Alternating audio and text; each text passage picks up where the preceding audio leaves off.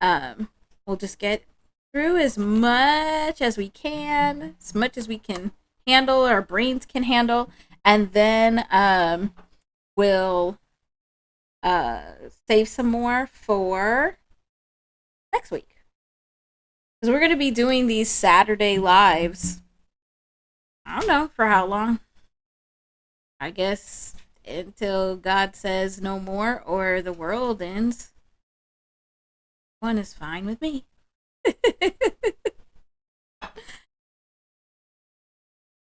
Welcome, welcome, welcome. So as you're coming in, let me know. Let me know if there's any numbers or anything that you want to talk about. Hi, Tarot Gothis. Welcome. I'm just in here, chit-chatting with myself while everybody comes in. Let me know if there's any numbers, anything specifically that you want to talk about, look at, think about before we jump into. I got a whole lot of stuff for us to look at today. We'll see how much of it we get through. But I think it's going to be fun. Any numbers? Okay. Let me know. I'll wait for the lag time. I'll do a pause. Wait for the lag time. See if there's anything. Okay. All right. So we'll come back to this blank page if there is something. Okay. Okay. That sounds good.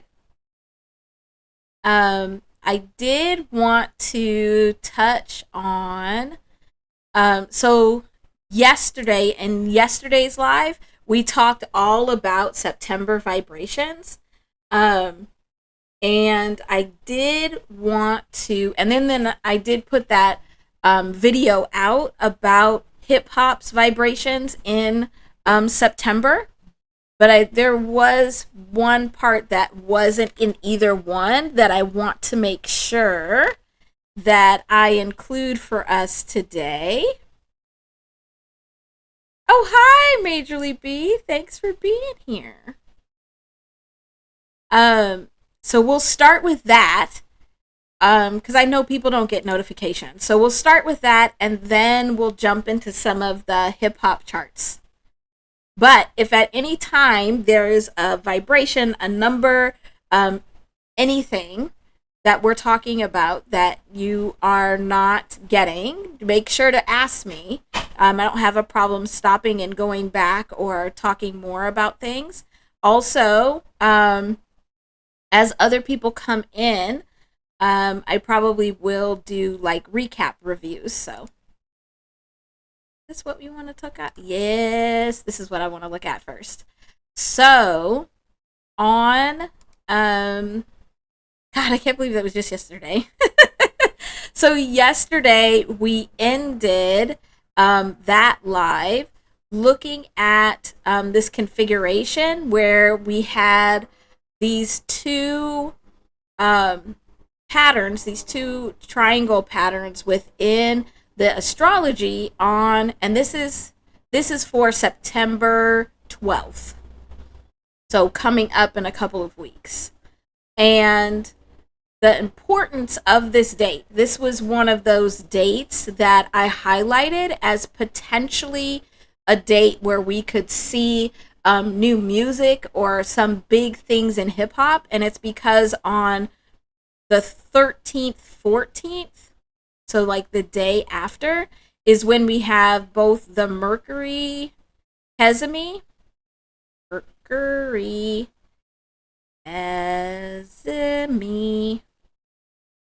and we have the last quarter moon.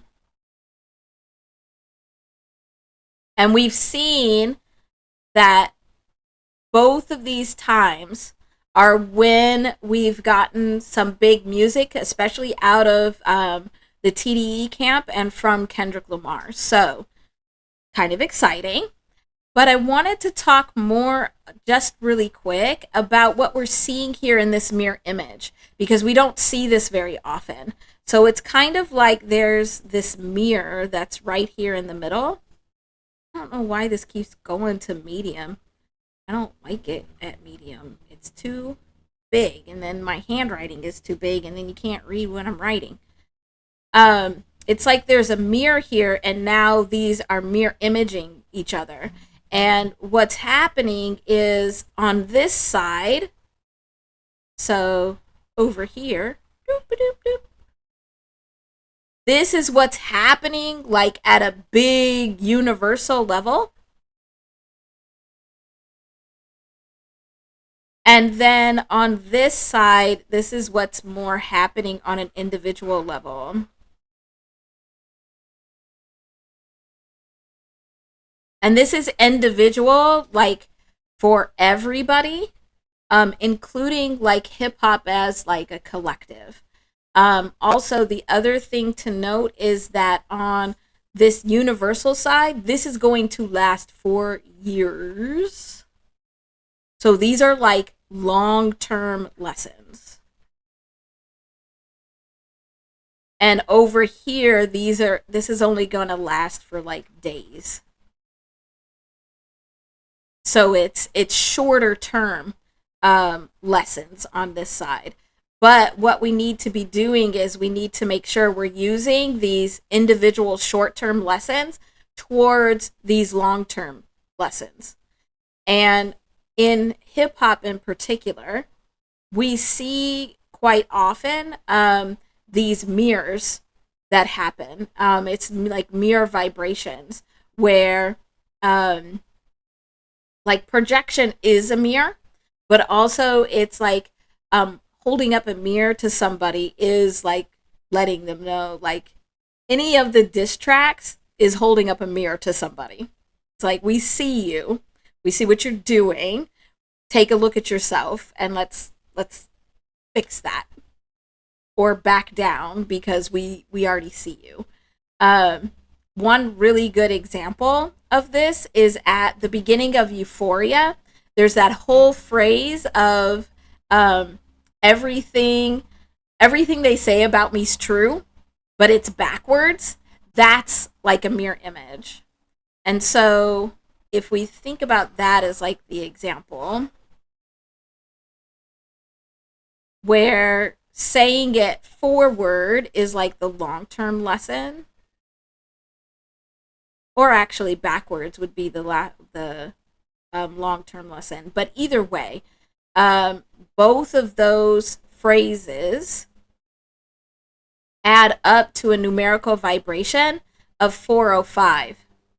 And so when we have the mirror here, then when it's said forward, it's 405. And when it's said backwards, it's 504. Or it's still the same, but it's like a mirror image of it. And what that does is it changes the steps that you take. So both of these are 9. And actually 99 together is the numerical vibration of ascension. I don't think I spelled that right, but it's okay. It's so messy you can't tell. But it's telling you different steps to get to this ending that's needed for ascension. And so on one side, you are first making a change so that you can allow God energy to come in. And then you are establishing a foundation. And on the other side, you're first testing the foundations. And then you're letting God in so that you can have a change. So either way, it has the same outcome. It's just the steps are different. And so these are mirror image vibrations. And so that's basically what we're seeing here in the astrology. And when we look at that specifically for hip hop, so now this is hip hop's chart. Now you see we don't have that image anymore, but it's important to know what is around there. And I'm going to actually, whoa, that's too big. But there. But the one we want to pay attention to is right over here, because this is where that individual second triangle, that individual short-term triangle was pointing, and so this is where all that energy is moving towards. It's moving towards this right here is where this is the Mercury Kesemi. Yeah, it got super zoomed. This is that Mercury Kesemi that I was talking about, where the Sun and Mercury are together, but it's sitting right next to the South Node, where it needs to have some kind of release. And so our individual focus is to be using our communication, and that's all types of communication. So speaking, writing, creating in any ways, communicating what we believe and who we are. We want to communicate that to be able to release. So what do we have that we need to release so that we are able to utilize that energy? For hip hop specifically, it's right here with Venus. So it's the feminine energy that's really feeding in here. This is what's getting all of the energy. It's the feminine energy. And we've seen this last week where there's been videos and lots of talk about how hip hop has been red pilled and what does that mean and what does that look like. And that's highlighted here with this Venus. Okay. Let me know if you have questions about this, but that I just needed to get out so we could actually go on to more exciting things. But that was something that was left out yesterday. We didn't get to that. But this is the chart for hip hop on September 12th, that particular. And don't worry, we're going to look at how to create these charts and how to read these charts here in just a second.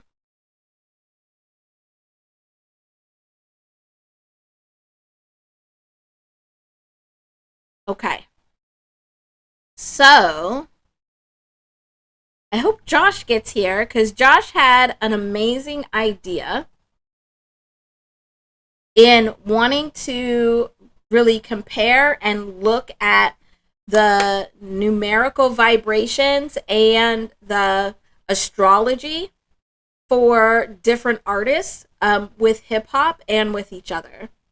And then we had in the comments a little bit going of trying to figure out who we should look at. And so I have some of that for us today. But I want to check real quick and make sure anybody that has just come in, are there any numbers, vibrations, dates, or anything that you'd like me to look at before we dive into these charts? I got a lot for us today, but I want to make sure to get to your vibrations too.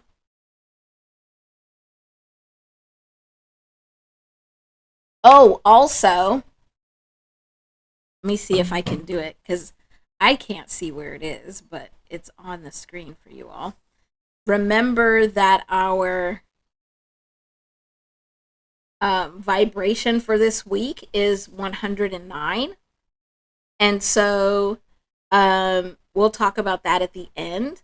But think about where you've seen 109 or where you've seen themes of like endings and beginnings kind of happening at the same time.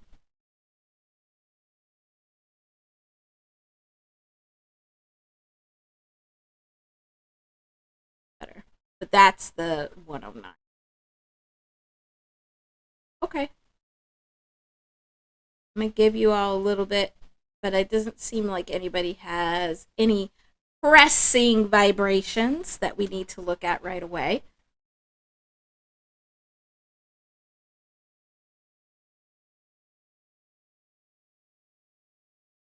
Okay, so we have a couple of things that I've put together for us to look at. The first one is we're going to look at some of the numerology and astrology for the GNX tour. Let me explain to you what this little table is. So I'm trying to make it a little bit easier for us. Trying to make it easier so that, because this can get overwhelming, and we talked about this a little bit in yesterday's live, where there's lots and lots of cycles, there's lots of vibrations, there's lots of ways to make the connections to hip hop and also to ourselves. And there's a lot of ways that you can use these vibrations, both in your creative endeavors within hip hop or outside. And you don't want to focus on all of them at once. So it's testing some of them out and figuring out which ones make the most sense for you, so that you can actually use these vibrations and be able to get into the vibrational flow, because that's how you'll be able to manifest and also make predictions. So what we're going to look at today is when we're doing any of these comparisons, whether it's between hip hop and a person, hip hop and a date, or two people, we are going to just look at these four things. So we're only going to look at four things today. We're always going to look at the life path numbers.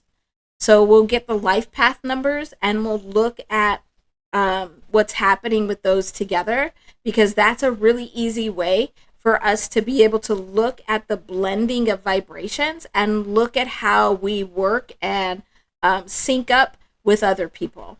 We're then going to look also at Pluto. And at Pluto is where we can see long-term or generational vibrational lessons, a lot around transformation. We're going to look at North Node, which is like a mid-level like collective purpose. It's so like it could be the main purpose of like hip hop or like a smaller community of people, but it's not as big as like Pluto, where it's like a whole generation. It's a whole big group of people. And then we're going to look at Mercury, and we're looking at Mercury specifically because it has to do with communication style. So individual communication style. And this would be how communication flows within hip hop, how an individual best communicates. That's what this is going to be a focus on. And let me make sure I got everything ready. Yep, okay. Ready to go. So you'll see this little table, like this little box at the top of each of our charts. It's more to remind me that this is what we're going to talk about. Oh, hi, baby love. I'm glad you could make it. Oh, I see we got a couple of people. So I'm just going to repeat real quick so that everybody is prepared. We're going to look at a bunch of charts. But specifically what we're going to look at is we're going to look at life path numbers, Pluto, North Node, and Mercury. And I'll repeat what those mean as we go through. So first we're going to look at the GNX tour. We're going to look at some vibrations for the GNX tour. And so we can do these charts So this is a transit chart. And in a transit chart, it's an individual, or in this case, a group of individuals or a culture, because that's hip hop. And it's on a particular date. So in transit charts, you can look at how your chart is vibing with the vibrations of that time point, of that date. So you can use this in if you need to know, like, all right, I need to go to do this interview and it's on this date and this time. You can do this kind of chart and get some information about to help you make sure you're in vibrational flow. All right, so the first thing we're going to do is we're going to look at life path numbers. And so for hip hop, we use the August 11th, 1973, and we know its life path number is 39. And then we would use the vibrational number for this day. And so that's going to be 524. And then we know 2025 is 9, so plus 9. And so this is 38. And so May 24th, 2025 was the last LA show for the GNX tour. It was a real big, important one because Kendrick Lamar and TDE is from LA. And so this was a big one. This is also one of the nights where other artists were brought out. And so it was like a extra special one. And so then to be able to look at how these vibrations are working together, first of all, you see how close they are. So the very next day would have been a 39 day. So it would have been the exact resonance of this life path number for hip hop. So that's important to note. But then we could do 39 plus the 38.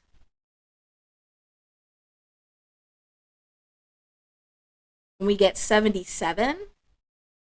And so this means hip hop on this day, when these vibrations combine, it was all about taking action because it's all of these sevens. So it's all about taking action and flow, making sure that we're in flow. It was like probably a perfect flow. And I'm sure those that went to this concert on this date, this is how they probably would describe it, is that it was very much in flow. There was a lot of action happening, but it seemed like perfect timing and things were very much in flow. Also, this 77 is the numerical vibration of the word power. So this was a very powerful time for hip hop. It would have been a very powerful time. So it's a lot of action and flow, but feeling very powerful.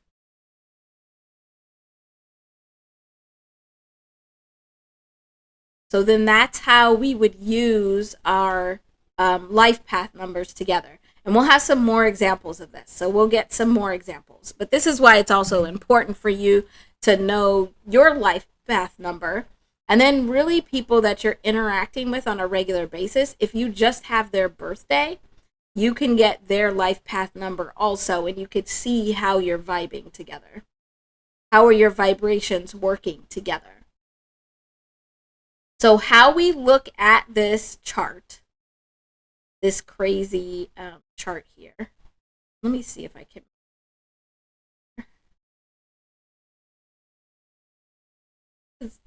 Most of us are using phones, so I'm sure it's small. I don't want to insult your.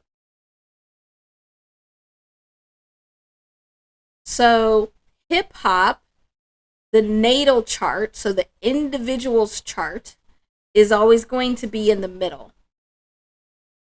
So I don't know if you could see in the middle, but it's all blue. So all of the blue planets, those are hip hop. That's hip hop. And so let's mark the planets we're going to talk about. So we're going to talk about Pluto, which is over here in Libra. And we're going to talk about the North Node, which is up here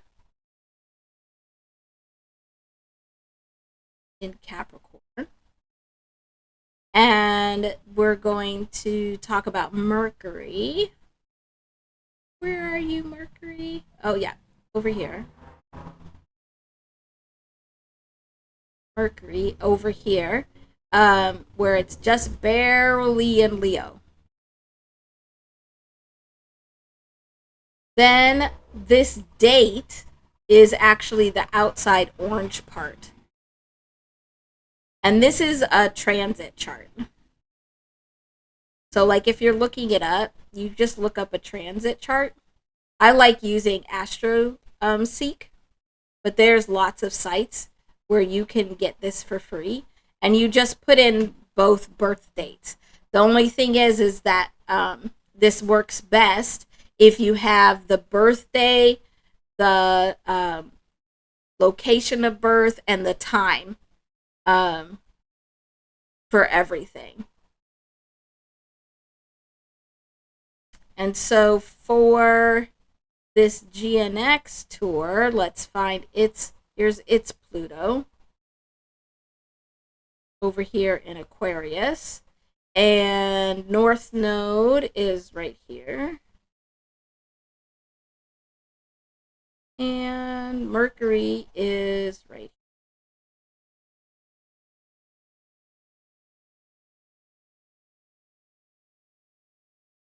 here in Gemini.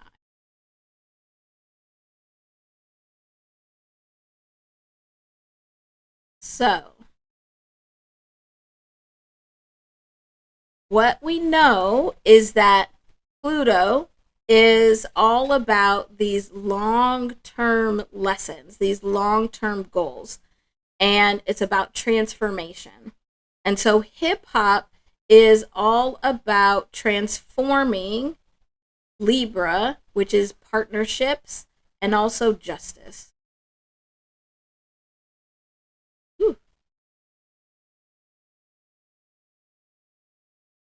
So hip hop is going to push all of its transformation, all that it does as far as transformally, through this energy of Libra. And on this particular day, we had Pluto over here in Aquarius, where Aquarius is all about the people. So it's like for the people. So on this day, hip hop was in a transformational partnership with the people that attended this concert. And it could have been a very transformative experience for people. That's what we get from these two Plutos. And it's long lasting because Pluto is that generational planet.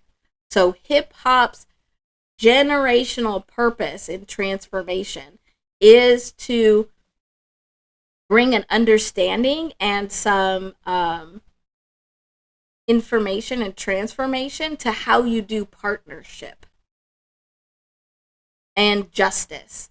I think we're seeing that a lot in like the interaction between artists and the labels. And we've seen that throughout hip hop's time. That this relationship between like artists and labels has constantly been towards justice and transformative.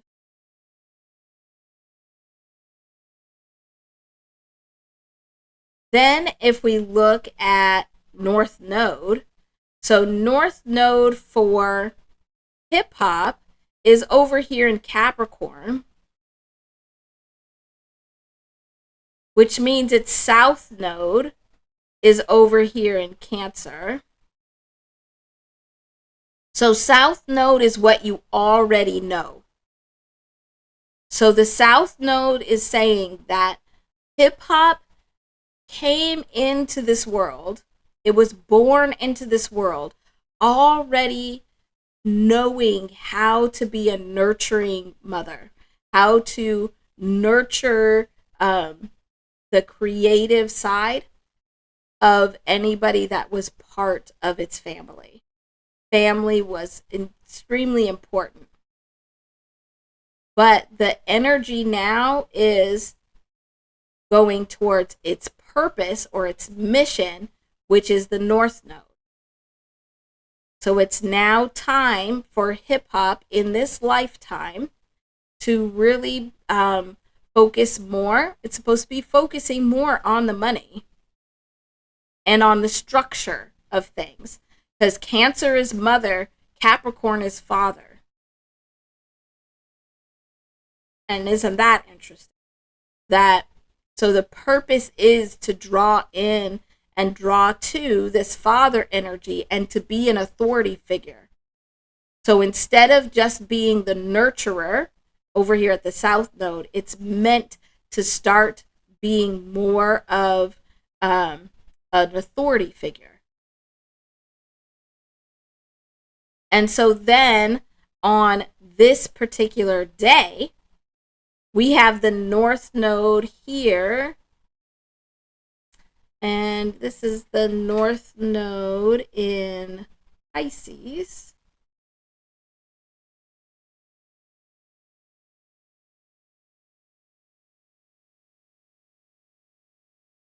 Which means it's the South Node is over here in Virgo. So at this time, the energy is moving from here to here. And you see how it's crossing where that North Node and South Node is? Hey, Cousin B, thanks for being here. So on this day, we're looking at hip hop on the very last LA concert. We're looking at the GNX tour, last day in LA. So while hip hop's purpose was to become more of an authority figure, it was able to use this energy to let go of perfectionism and move towards the spiritual. So we already saw that with Pluto, this is like a transformative partnership between the GNX tour and the people that attended. But now it's becoming a spiritual experience, very imaginative. And any of us that have seen any of the pictures have seen that's true.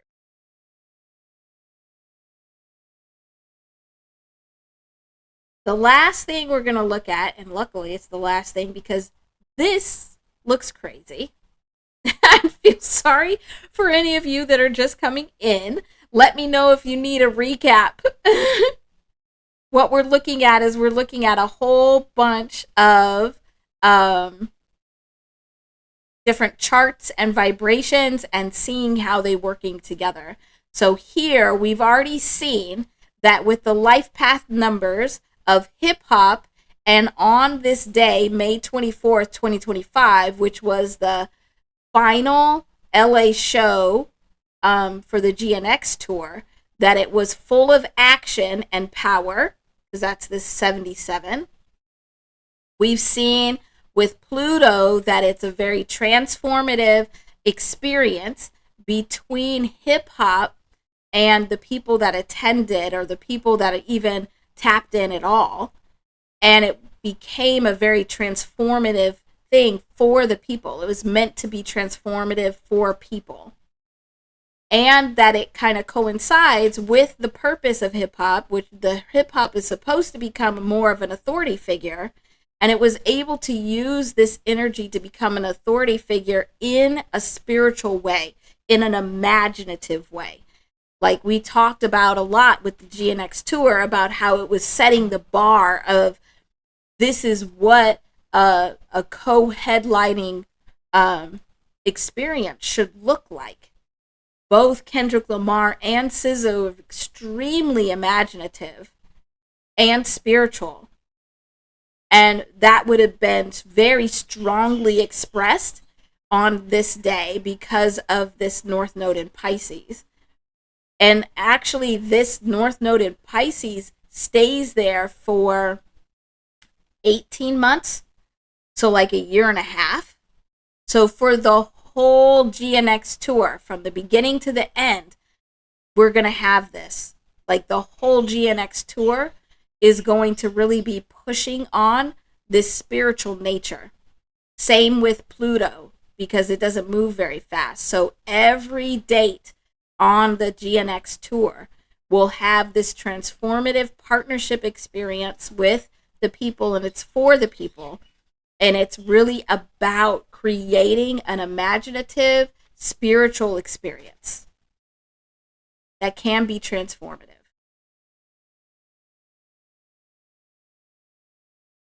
Then, okay, so then for real, the last thing.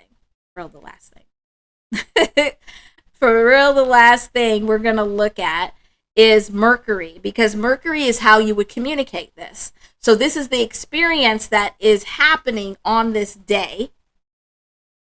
It's very powerful, it's action-filled, it's imaginative, it's spiritual, it's for the people.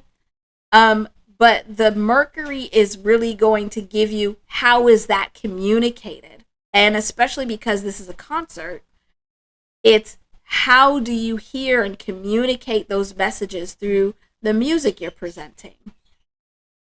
And so hip hop has its Mercury over here in Leo, just barely in Leo. I think it's like right at like 0 Leo. So it has some of that Cancer energy in there as well. So that means that the way that hip hop communicates and the way hip hop communicates its purpose is through being very bold, being very bright and flashy, and very much the center of attention. Because Leo is that lion. And also we have the sun here in Leo as well. So hip hop very much steals the spotlight wherever it goes. And it uses it to be able to communicate its message. Because it's so close to Cancer here, it's in a mothering way. So if you think about a mother, and I know some of us don't have very good mothers. Not to say me or me as a mother, but want to acknowledge that. So if we think about like the ideal mother, she's both very nurturing and supportive, but at the same time very tough, has high expectations for you. It will push you to your limits so that you can be the best that you can be. That's what Cancer is doing. And so we have this big, bold Leo energy, this big, bold, loud communication coming from hip hop. But it also comes across as it could be nurturing. It could really bring you along and nurture you, but it could also scold you. It could tell you about yourself because it's got enough of that Cancer energy. So that's hip hop in general. But then we have hip hop on this day is in Gemini. This Mercury is in Gemini, where it's exalted. And it's right here by the sun. So in that hip hop vibrations video that I did for September, we talked about Mercury Kesemi. And it's when Mercury is in very close proximity to the sun. And actually, I think, oh yeah, because here's the line. So the sun is in Gemini, but Mercury is actually right now in Taurus at this point. Boop. And so Taurus is really about what you value. So hip hop is giving very loud, bold communication about what it values. And it already showed you what it valued. It values the partnerships, the transformative partnerships of this Pluto that are really about being for the people and creating a spiritual experience, a very imaginative, intuitive, spiritual experience. But also having this Taurus here, they're going to talk about some money, because Taurus is money too. And especially because you have this Capricorn with the Taurus, oh yeah, there's going to be some money talk. Which is fine. And we see also with the GNX tour how it was the money that were the bigger numbers, because it was like such a huge event and it was such a huge undertaking, and it was like never done before. So it was a really big deal, and the way to be able to show that it was a really big deal was through the money. And speaking of which, this 77 now is popping out to me. I do think this came up somewhere. It was like 7.7 million or 77 million. Was that for the Toronto show? I don't know. Somebody's going to have to go look it up and let me. But that's interesting also that this is coming up again. Does that make sense? I know this looks crazy, but these are what these vibrations are telling us is the story. And that's what hip hop is all about, is telling the story, and telling the story in a way that it releases you from the tethers of that moment, of that experience. It allows you to be heard in multiple ways. It's the artist gets to be heard because their art form and their music is being heard, but then those of us that get to take in and consume it, we get to say, I relate to this. And hearing somebody else say it makes me feel heard, makes me feel seen.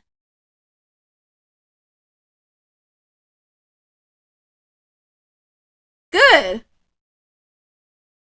Good. I'm glad this makes sense. And so this is what we would do when you're looking at a specific date. And so it's all about the story, making sure that you're getting all the pieces, those layers of the story. So like we talked about before also, was that just last week? I think it was just last week. Whew. Things seem to be going fast and slow at the same time, but it's been happening for a while. But where we talked about how all of these vibrations layer together and they weave together, and in these layers is where you get the whole story. And so that's what we're doing here also. So we're getting the story of hip hop on this particular day through this GNX tour experience. So another part of this story are the people. It's the people that are being used as the vessels. And we hear, we've heard both Tupac and Kendrick and I think it was Malice talk about being the vessel, being the voice, being a vessel for these messages and these stories to be able to come through and come out. And so the people are important too. So the next thing we'll look at is we'll look at the vibrations of hip hop with Kendrick Lamar. So we'll look at how their vibrations are moving and working together. Make this a little bit.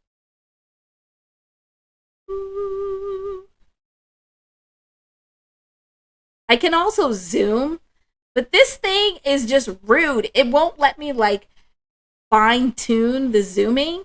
So it goes like, well, we saw it earlier. It goes like way in or like way too far out. So I never know how big to make these things.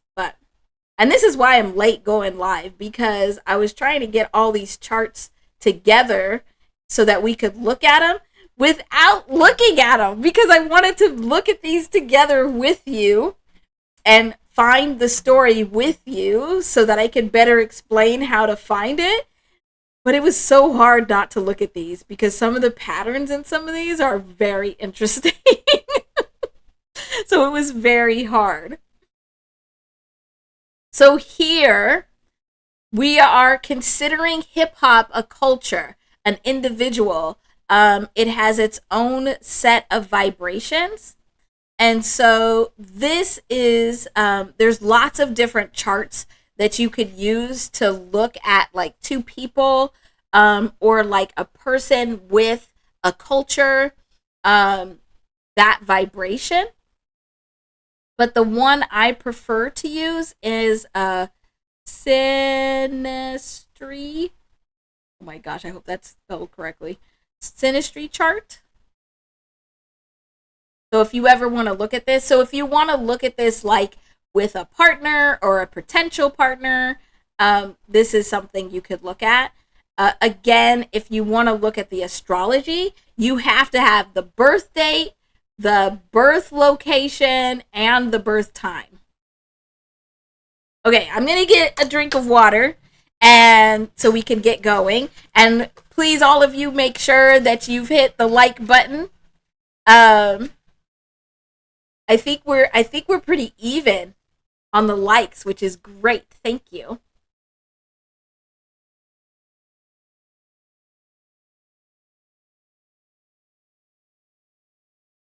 Okay. Whew. So, even though it's hard, we're going to go in order of these 4 pieces again to be able to get the story. So the first thing we're going to look at is those life path numbers. So we know for hip hop that its life path number is for August 11th for 1973, and it's 39. That 11 looks really wonky. That's going to bother my brain. Luckily, everything didn't erase, because that's what happens sometimes. So it's got a 39 life path number. And then for Kendrick Lamar, we've done his life path number before also, but we'll write it out here again. So first, I gotta say, I'm going to probably do this a lot, and I need to do it a lot, is it's really, I feel kind of uncomfortable and weird, like looking at people's specific charts that like aren't sitting in front of me, because this is like really personal information. Like your vibrations are your own. It's really personal information. And I guess it's just, one of those cons of being a celebrity, but I do want to apologize to Kendrick Lamar's higher self if I offend in any way in looking at your vibrations. Okay, thank you, and good night. Anyway, here we go. So for Kendrick Lamar, his birth date is June 17th, 1987. And we did this calculation. See, I might not be talking about this because now I got a tickle in my throat.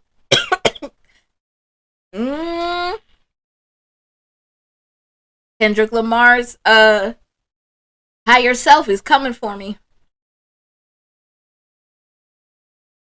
If that keeps happening, I'm not gonna say anything else. I feel okay right now, though. Let's try. Let's keep trying. Keep going.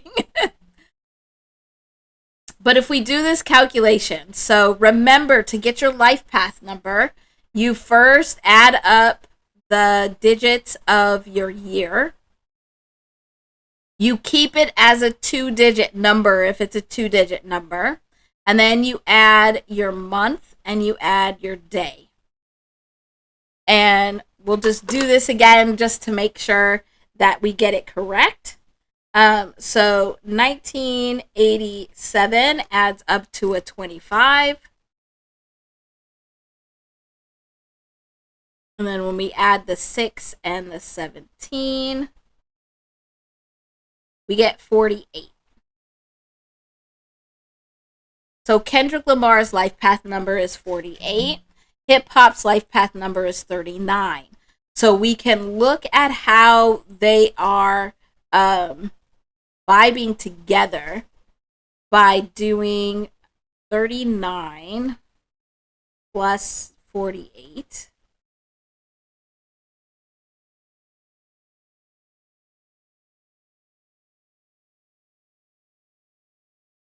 Ooh, I know he's a psychic. He hears me. He hears me. I can't imagine how much his ears be ringing. That probably drive you nuts. Drive me nuts. Because if your ears ring every time somebody's talking about you, man, he must be used to it by now. So 87. And this is actually a really interesting number because 87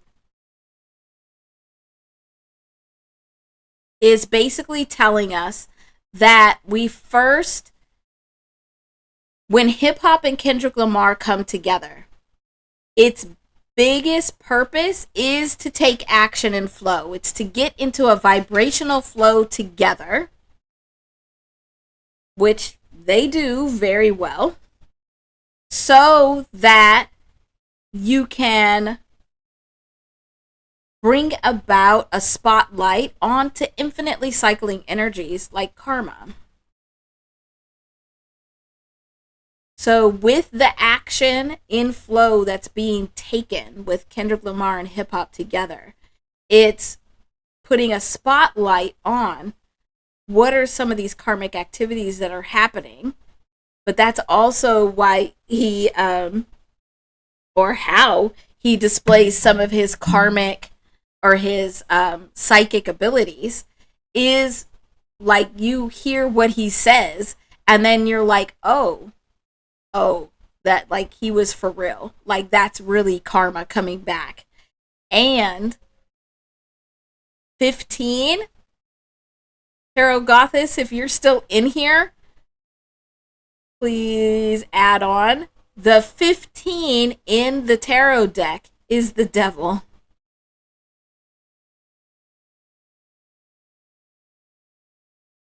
The devil puts people in a position where you're having to choose between freedom and bondage. So by what you hear, do you want to be freed or do you want to be put in bondage? And that's what Kendrick Lamar and hip hop together is doing. Once you make that choice, you create a comfort zone for yourself. Whether that comfort zone is a good comfort zone or a bad one, like something you should not be comfortable with, or if it's a good one.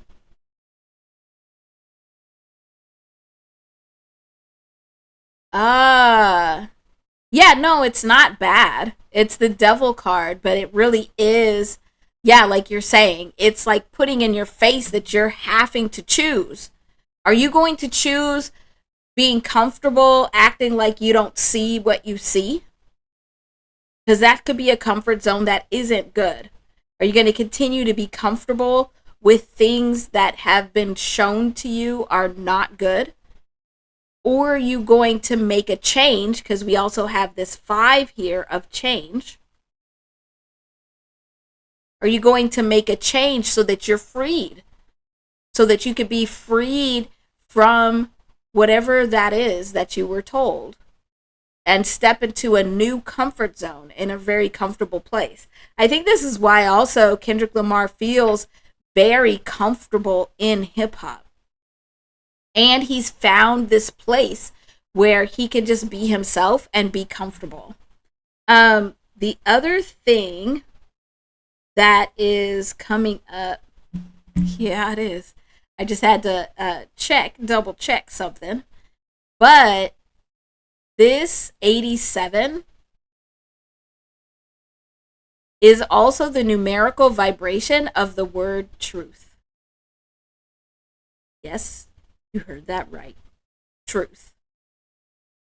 So hip hop and Kendrick Lamar together resonate at the vibration of truth.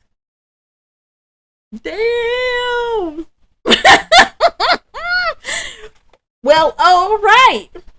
All right. That's also where those psychic abilities and those prophetic messages come from. Because through hip hop, Kendrick Lamar can speak truth.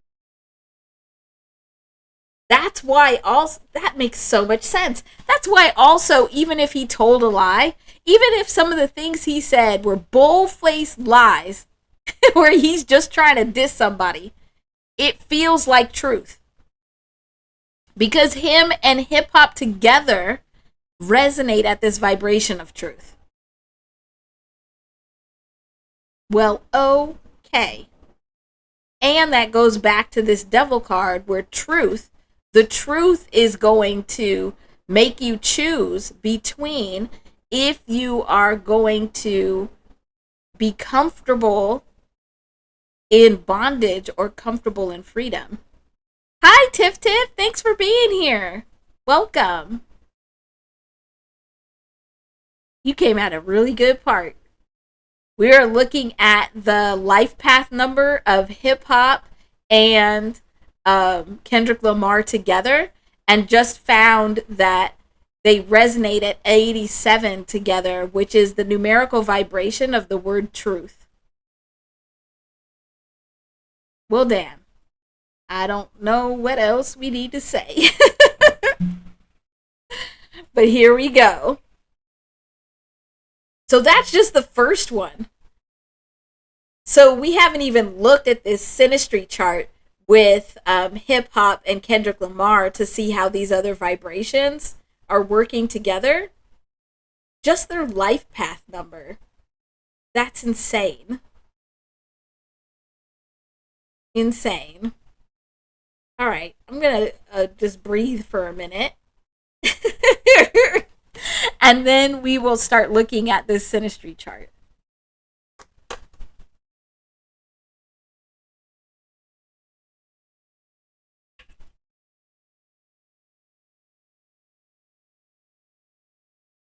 Okay, I think we're ready for some more truth. So the next thing we're going to look at is we're going to look at the Pluto. So Pluto is that transformation. It's that generational transformation. And this is interesting in that I know I've had lots of conversations with people, and there's kind of been a conversation going on within hip hop about like this next generation. What is this next generation of hip hop going to be, and how are they going to really pick up and take on what's being left for them? And we've seen where this older generation has really like just come out of, like, they've always been there, but they came out of nowhere swinging in the last, gosh, probably like 3-4 months, maybe more than that. So that older generation is going to have a similar Pluto or the same Pluto as hip hop, because hip hop was born in 1973. So any of those artists that are in their like mid to late 40s and early 50s are going to have the same Pluto as hip hop. And this is a generational lesson and mission in transformation. All right, so let me not get ahead of myself. So we have hip hop in the center in the blue. So this is hip hop in blue.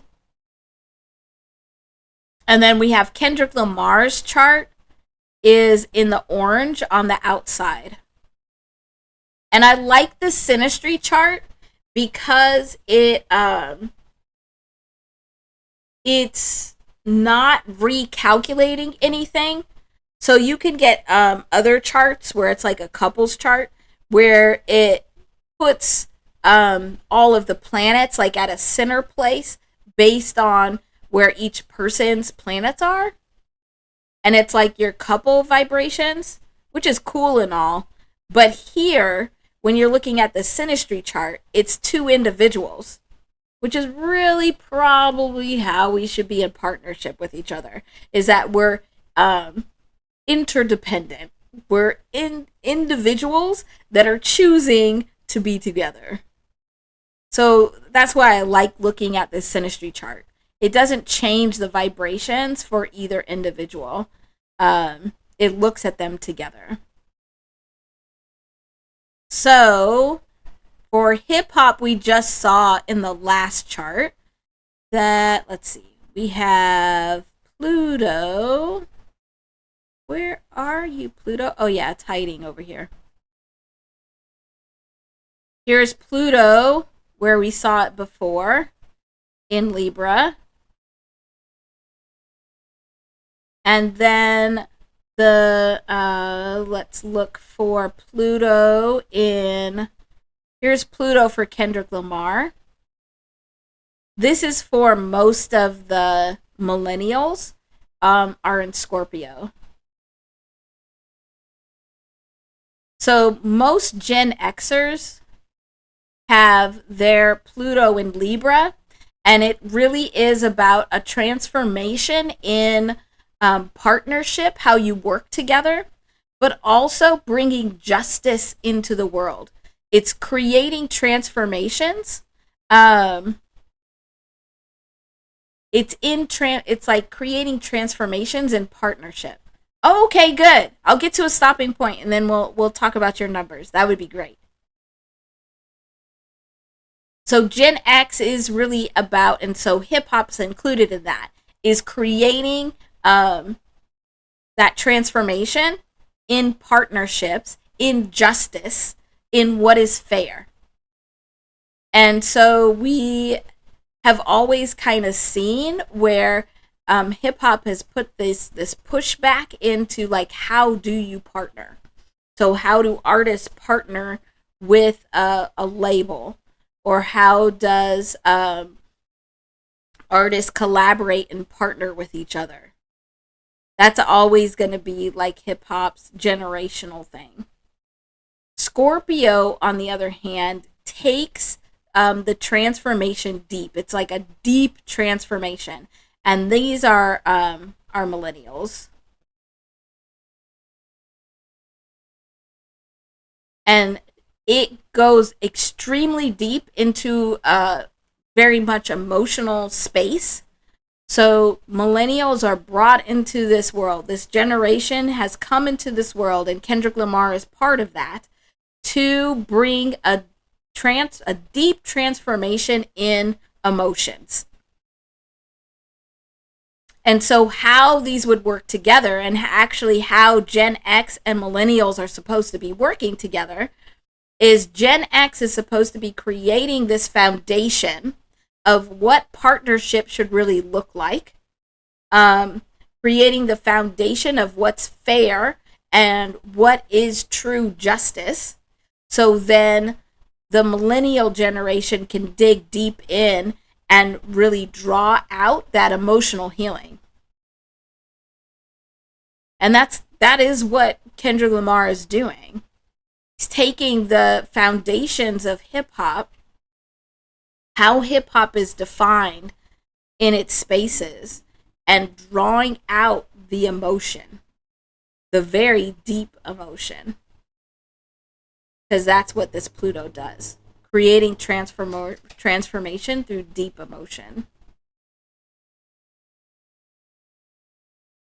The other thing that's interesting is that it's this Gen X group.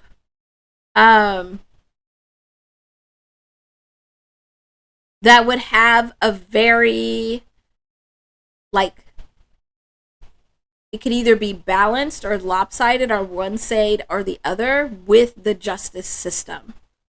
So when we think about this Gen X generation in hip hop, these are those that were just starting to really bring out the advocacy and in a very loud way around the justice system. And now we see the millennial group is bringing out these messages of deep emotional healing. Interesting. Okay, I know we're in the middle of this story, but like my mind is too curious of what numbers Tiff Tiff has. So I'm going to go to a page so we can look at those numbers. So go ahead and put whatever numbers you want me to look at, Tiff Tiff, in the chat. Let's look at that, and then we'll come back to this this story of hip hop and Kendrick Lamar. It'll probably give us a good brain break anyway, even though my brain loves this stuff. Kind of gross. Oh yeah, remember 109 is the number for the week. All right. So while you're putting those numbers in the chat, Tiff Tiff, I'm going to get some water.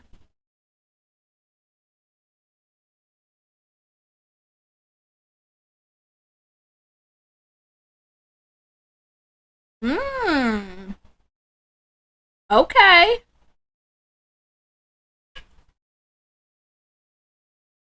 So we want to look at a life path number.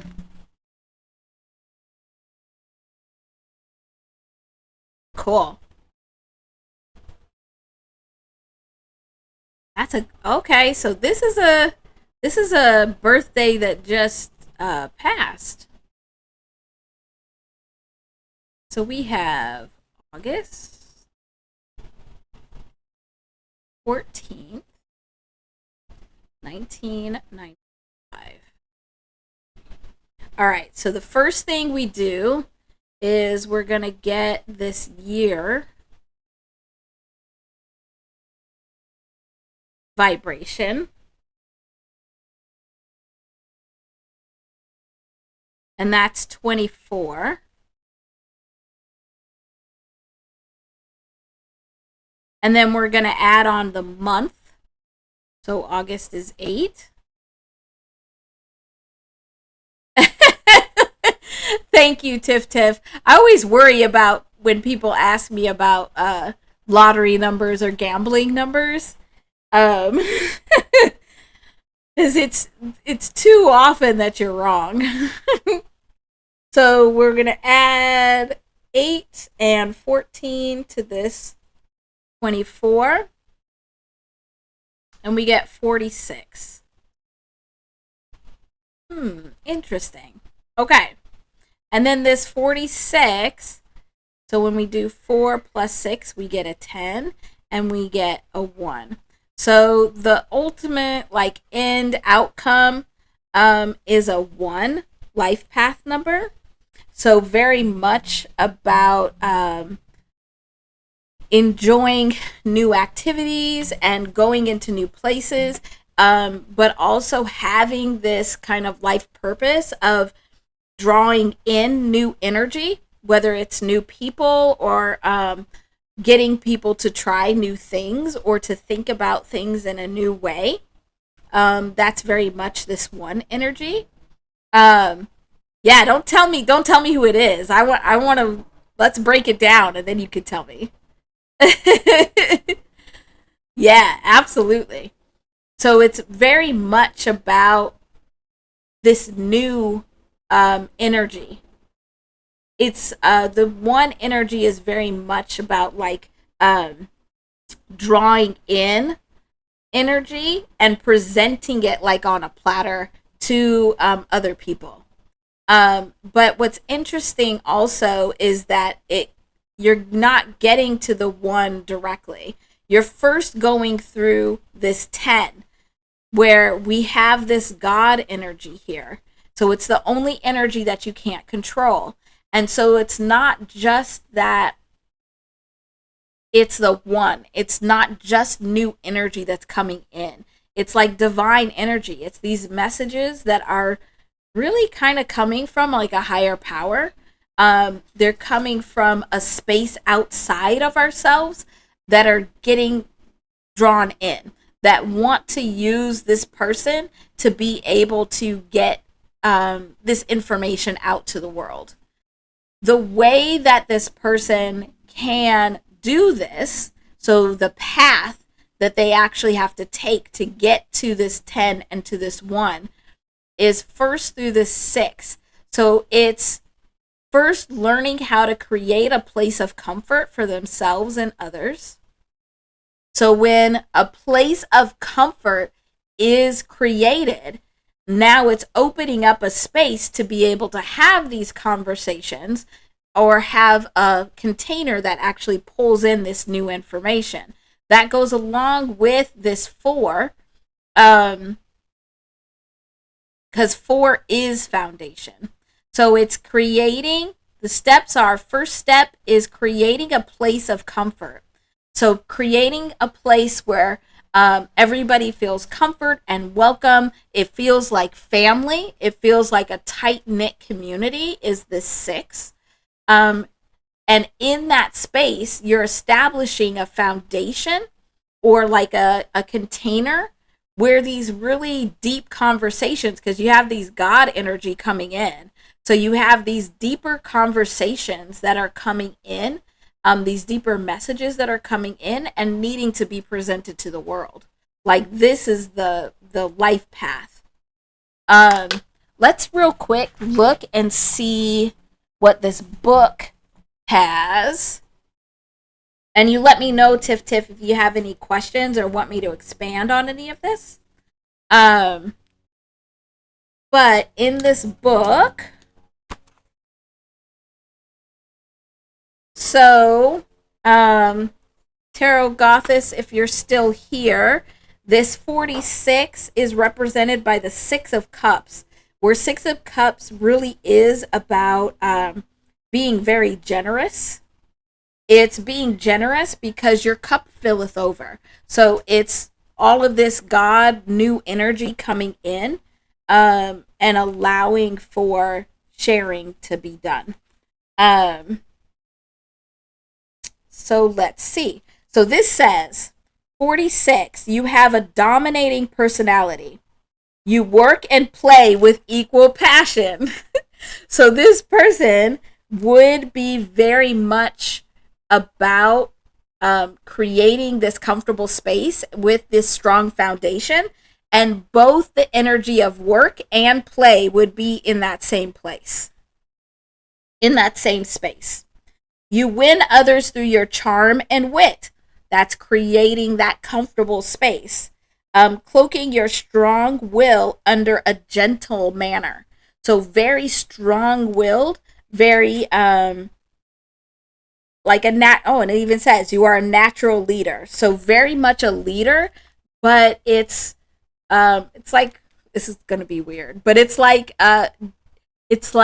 gentle parenting.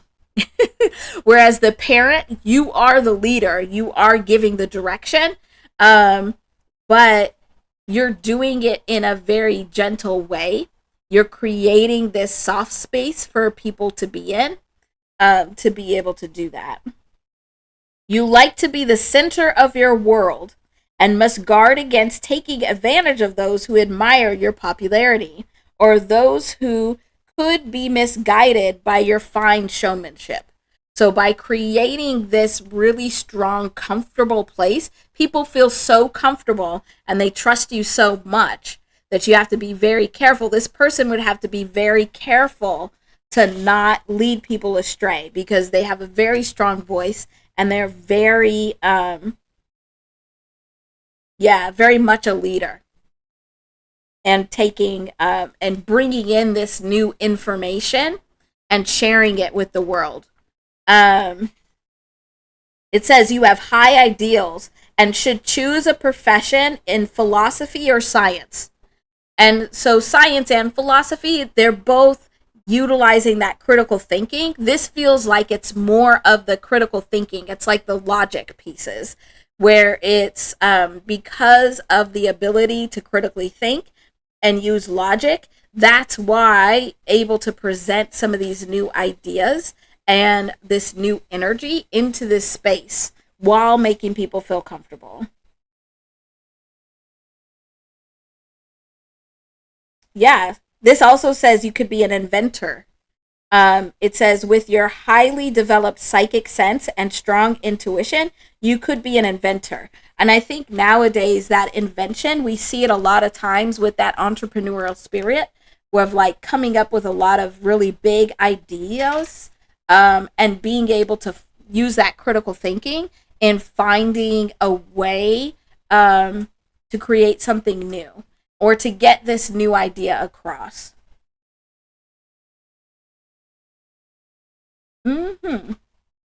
So here, all of this is kind of falling together. The last part that I will mention, because not all of them have this, but this says if you are a negative 46-1, because remember that all of these vibrations are neutral. They can be positive or they can be negative, and it's how you use that energy, and it's the perspective in which you're interacting with that energy. So if you are a negative 46-1, you live in the past, surrounded by memories, refusing to accept the present.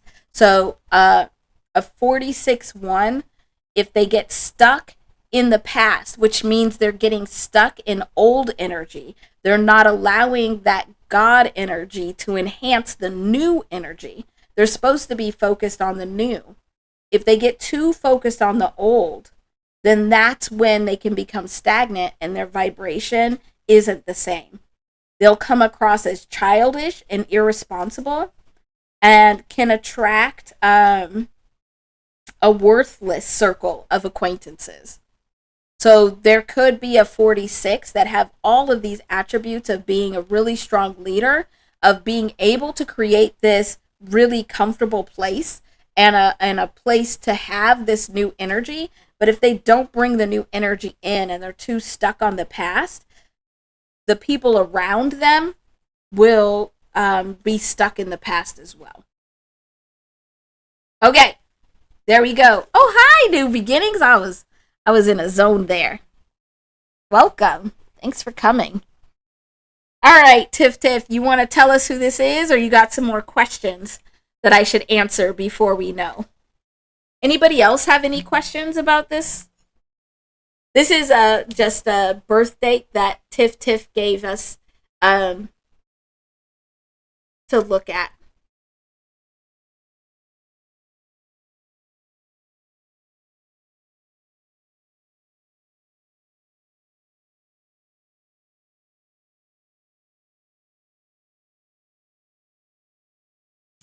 Oh, sometimes this delay is nice, because then I get a little bit of a break.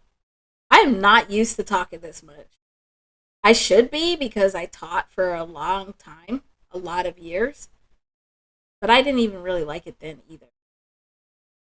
I'd rather just be quiet in the corner with a book. But God said, no, no, no, no, no, no. We're giving you these gifts, and you need to go and use them in this way. Oh my gosh, that's Flex's. No way. Oh, that was a good one, Tiff. That was a good one. Ooh, I'm so glad you didn't tell me, because that was like pretty dead on.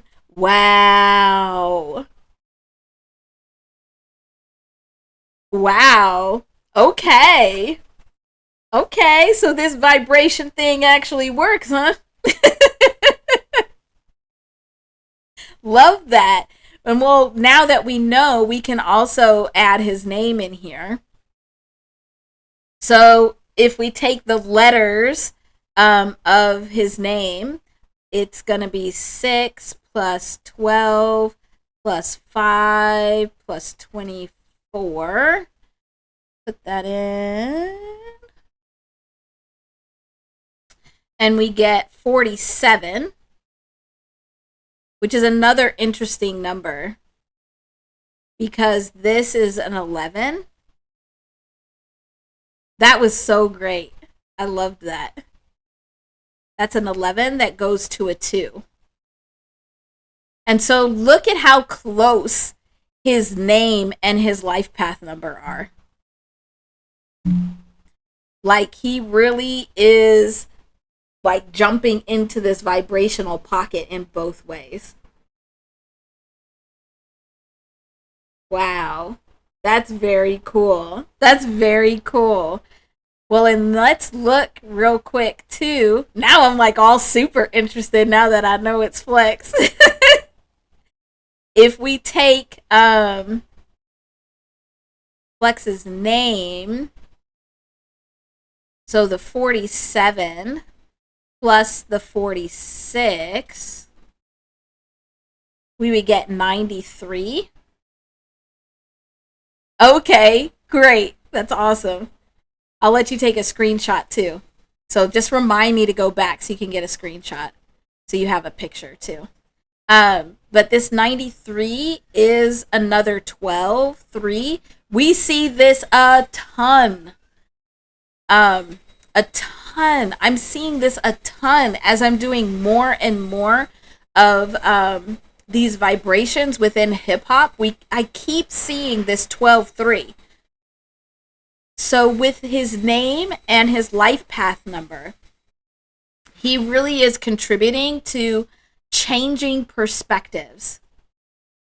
And now knowing that it's flex, this makes sense because this is like changing the perspectives of people that people have on Toronto, but also of people in Toronto, trying to help change their perspective so that they can grow.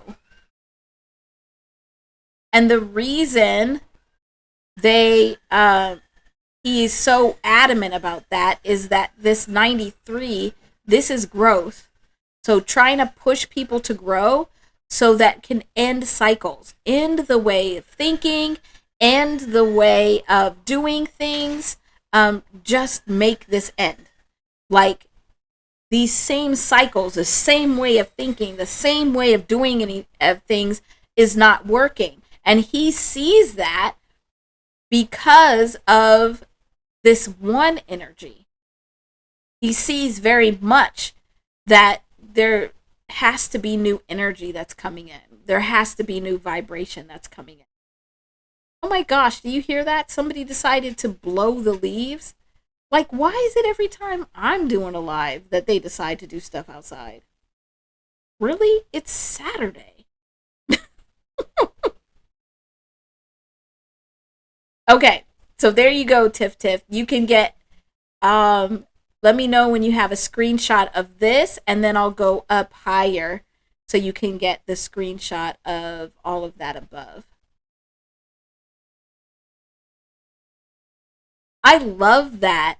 And I love that you gave this to me at this time because I'm just now starting to be able to come into Flex's live and in his community. So I'm just getting to know him and the topics he talks about. So this is perfect. This was perfect timing. Very cool.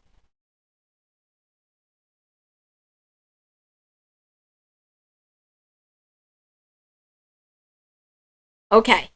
So then here is the top part. And you could cut out this 109.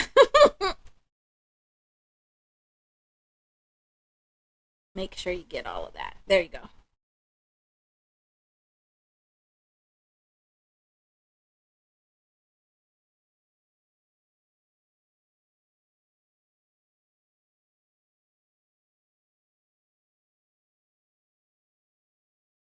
Let me know when you got that screenshot.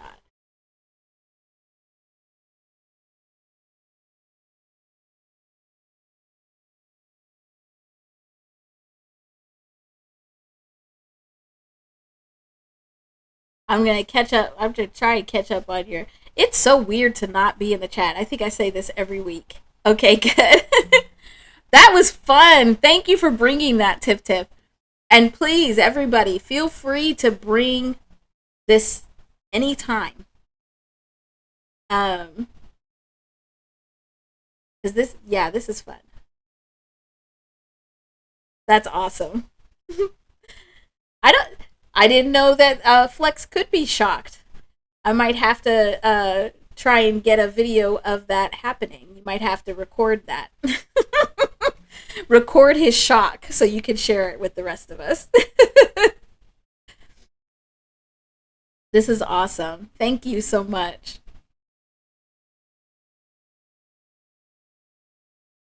All right.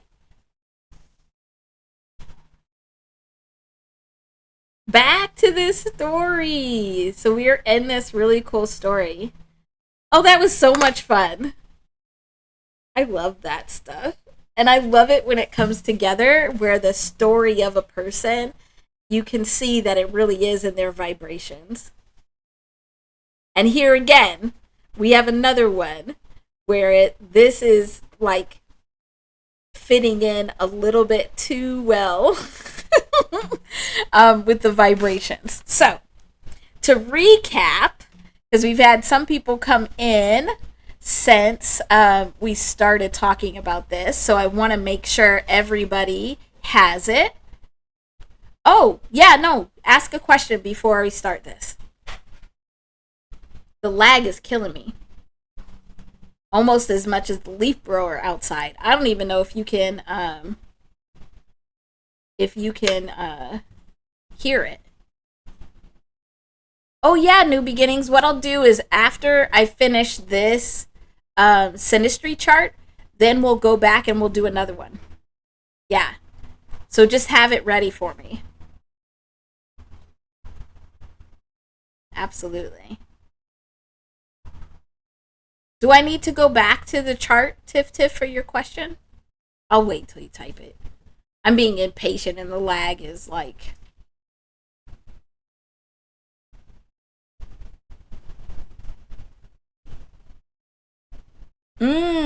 It's because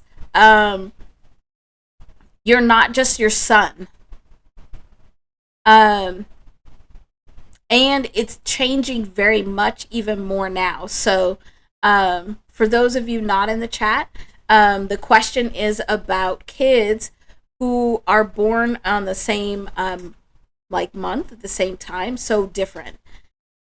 And this goes for even like twins that are born like minutes apart. It's because you have so many different layers of vibration. So we're not just our like sun sign. And I've been seeing this, and I think this is one of the reasons why because I never intended to be on YouTube like this. I had no idea that these were the types of conversations that I was meant to have. But what I'm seeing is that the way that we're doing things is very much changing. And one of the big things is only using our sun signs. So if we have an individual, and we've looked at this before, ew, I don't want that color. Nope, don't want it. Let's start with black, because black is best. So if we have an individual, and this is their like energy, this is the container of who they are, then they actually have a lot of layers of vibration together. So this bottom layer could be like their life path number, and it's just setting a base. But then you could have like their name vibration. Because remember your name, they're not going to have the same name. And so that also changes the vibration, because it's these layers of vibration. Oh, yeah. It's just the birthday. Just the birthday. Month, day, year is all I need. But also, one of these layers, like if this pink layer is our astrology, and we could just say natal astrology, so that's at birth. Within this, you have a bunch of different layers. So within here, you have the vibration of your sun. And that's what we use. But you see how, like, I made it just a small little sliver? It's because it really doesn't tell you a whole lot about the whole vibration of the person. But then, like here, this could be your moon. Now it's adding to that. And then if these are like all your other planets, it's adding to that vibration. And so that sun vibration is a very small sliver. Oh my gosh, what are you guys saying? I don't like not being in the chat. I feel like I missed so much. Is this answering your question, Tiff Tiff?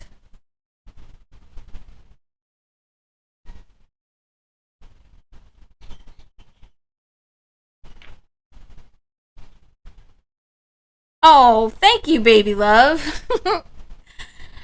I don't know how I ended up here, but here I am. And I'm glad that you all are so welcoming and glad to have me. I'm really happy to be here. It's very interesting to me, too, because I have no clue what I'm going to talk about each week. And I'm a planner. Like, I was a teacher for a long time, and so doing lesson plans, and so this is weird. To just come in and just let whatever is meant to be spoken about flow. It's fun, though. Okay, good. Okay, good. I'm glad that answers your question. So it's all of these different vibrations that are adding up. And we have vibrations that we're interacting with every day. And so our vibrations and the vibrations we're connecting with are changing. The biggest portion of our vibration is one that we can't even calculate, because it's all based on our perspective. And like our perspective is made up of all our experiences. So who our parents were, what school we went to, and like, again, you could have twins that have very different experiences in the same household. This is also why like siblings could be very different, because the biggest part of our vibration, our individual vibration of what makes us who we are, is this perspective. We do have, it's going to bother me if it's not in here, so I'm going to add it. But this is like our ancestors. It's our generational vibrations. Okay. Oh, thank you. Thank you so much. Aw. Making me all emotional on live. I don't get emotional by myself.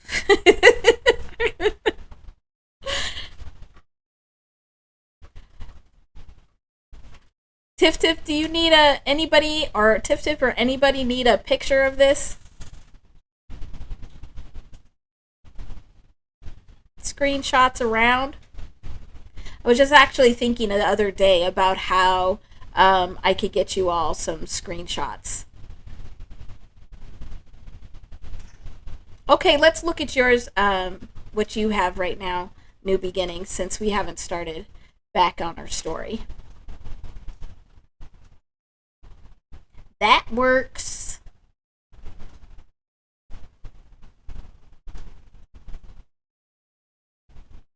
Okay, if I need to come back for anybody, let me know to get a picture or any other questions about those layers. Okay, good. Okay, good.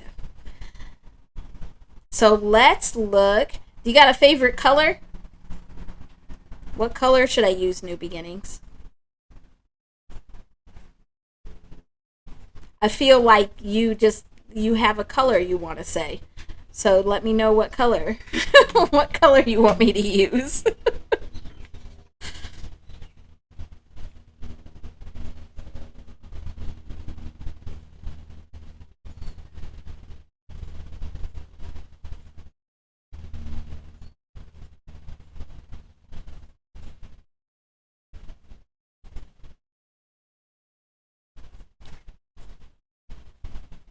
Okay, this lag is killing me, y'all. Like, for real, for real. Hopefully you're typing a color, New Beginnings, and I'm just need to be patient.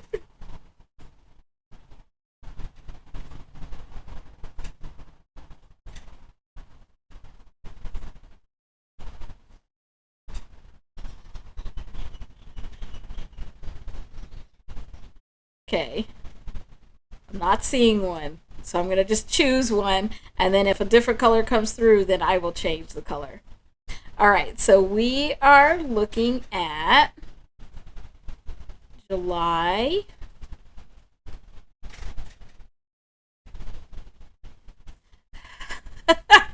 Sing the patient song. Oh, you know me too well, Tarot Goddess. Telling everybody my secrets. The patient song is what I made my children sing. My daughters, I made them sing the patient song whenever they needed to wait for something and they were getting on my nerves.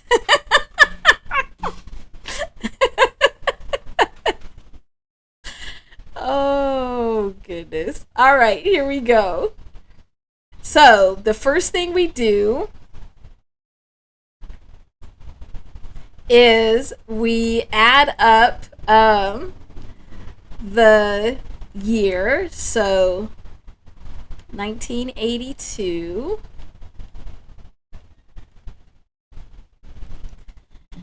and we keep, so in this is also why I do the numerology different. So a lot of the times, if you look at like traditional numerology, they just give you like the final single digit, and they tell you to reduce everything to a single digit. What I found is that only gives you like what you're moving towards. It doesn't give you the path that you need to take. It doesn't give you the steps that you need to take. And so that's why I keep everything in 2 and 3 digit form, because now you get this path that you need to take, which is an added vibration than just getting the single digit. So let's add this up. Yes, I could do it in my head, but you know, I still freak out, especially from having too many teachers tell me I don't know what I'm doing. We're still getting over that trauma.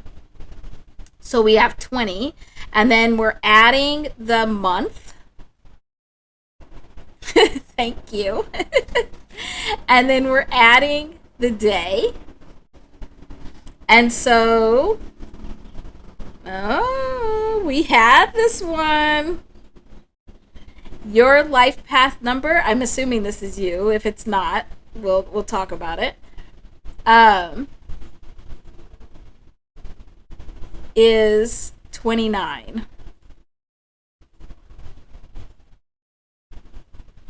So 29 is the life path number. This then reduces down to an 11, which reduces down to a 2. And so this life path number, it's telling us that the biggest need for this energy. You just put blue in the chat and I chose blue? What in the world? Okay. Well, there we go. Oh, nice. That'll be great, Tiff Tiff. You'll have to find the clip. This lag is something crazy. What is happening? So this 2 is really telling us that the ultimate purpose is to be a representation of the removal of dualism. So no more dualism. The 2 is very good at putting things together that don't seem like they go together. So things that seem like they're extremes or they're opposites, the 2 is very good at putting it together. But because this 2 is coming from an 11, this means that before they can get to the 2, they have to be able to balance between these extremes. So if you're an 11-2, I know we have another 29-11-2. I think it's you, Tarot Gothis. I think that's right. Okay, great, Tiff Tiff. So it's a need to balance between these extremes. By balancing between these extremes, you're understanding these extremes better so that you can actually bring them together. And it's bringing forth this information that these extremes really aren't different. So it's like if somebody came to an 11-2 energy and said, I think that it's better to live on the West Coast than the East Coast.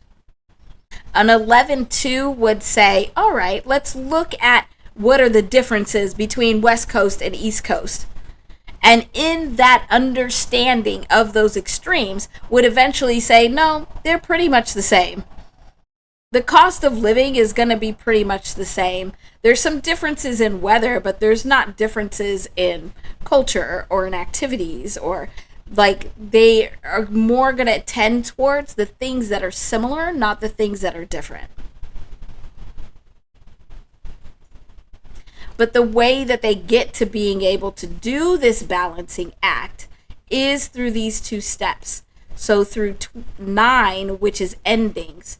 So ending the way things are thought about, pointing out things that need to end, pointing out behaviors that need to end, so that you can get this understanding that there really isn't any dualism. There's no extremes. Those extremes are the same. So even if we think about, like, people like to talk about the difference between feminine and masculine energy. Well, this 2 understands that while there is feminine and masculine energy, it's all energy and it's all vibration. And it's really just more important to understand how those 2 are balancing between each other and knowing that everybody has both of those pieces in them. So there you go, new beginnings.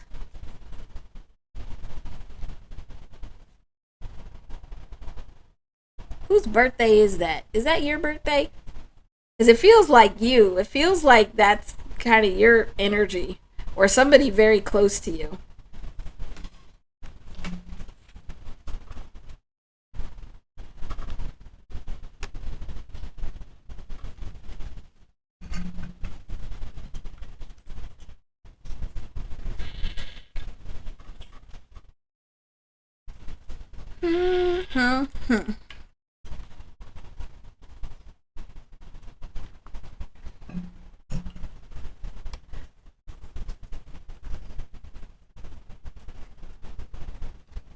Okay. I don't know what's happening. I don't know if it's just on my side because well, the internet has been acting pretty crazy the last couple days. I don't know if it's this. I think it might be this September energy that's coming in, and these last couple of days of August. These energies are doing something crazy. But let me know, anybody, but especially new beginnings, if there's any other questions you have about this or anything else you want me to look at.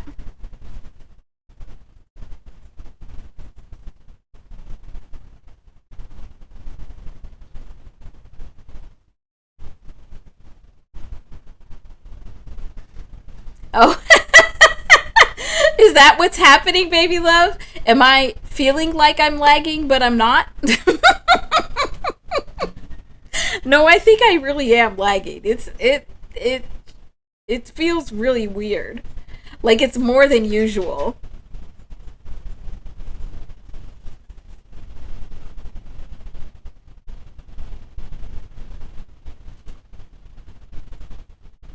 Okay, great. Good, good, good, good, good, good, good. Good. I'm glad that that resonates. Also, with this life path number, I like having that double digit because you can add that to any vibration that you encounter. So, if it's somebody else's life path number or it's a day, and it'll help you see the steps you need to take to use that energy. This is more about using the energy, using the vibration, than uh,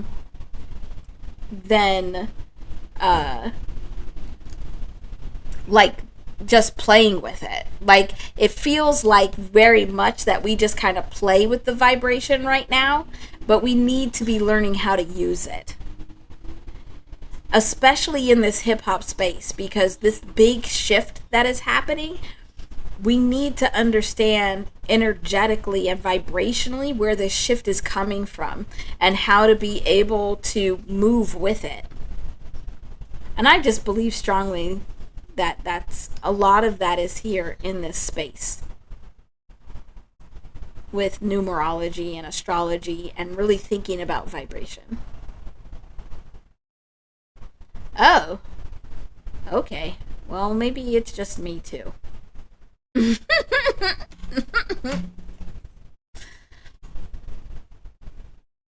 Okay, I want to get to this story of hip hop and Kendrick Lamar because we've already started this story.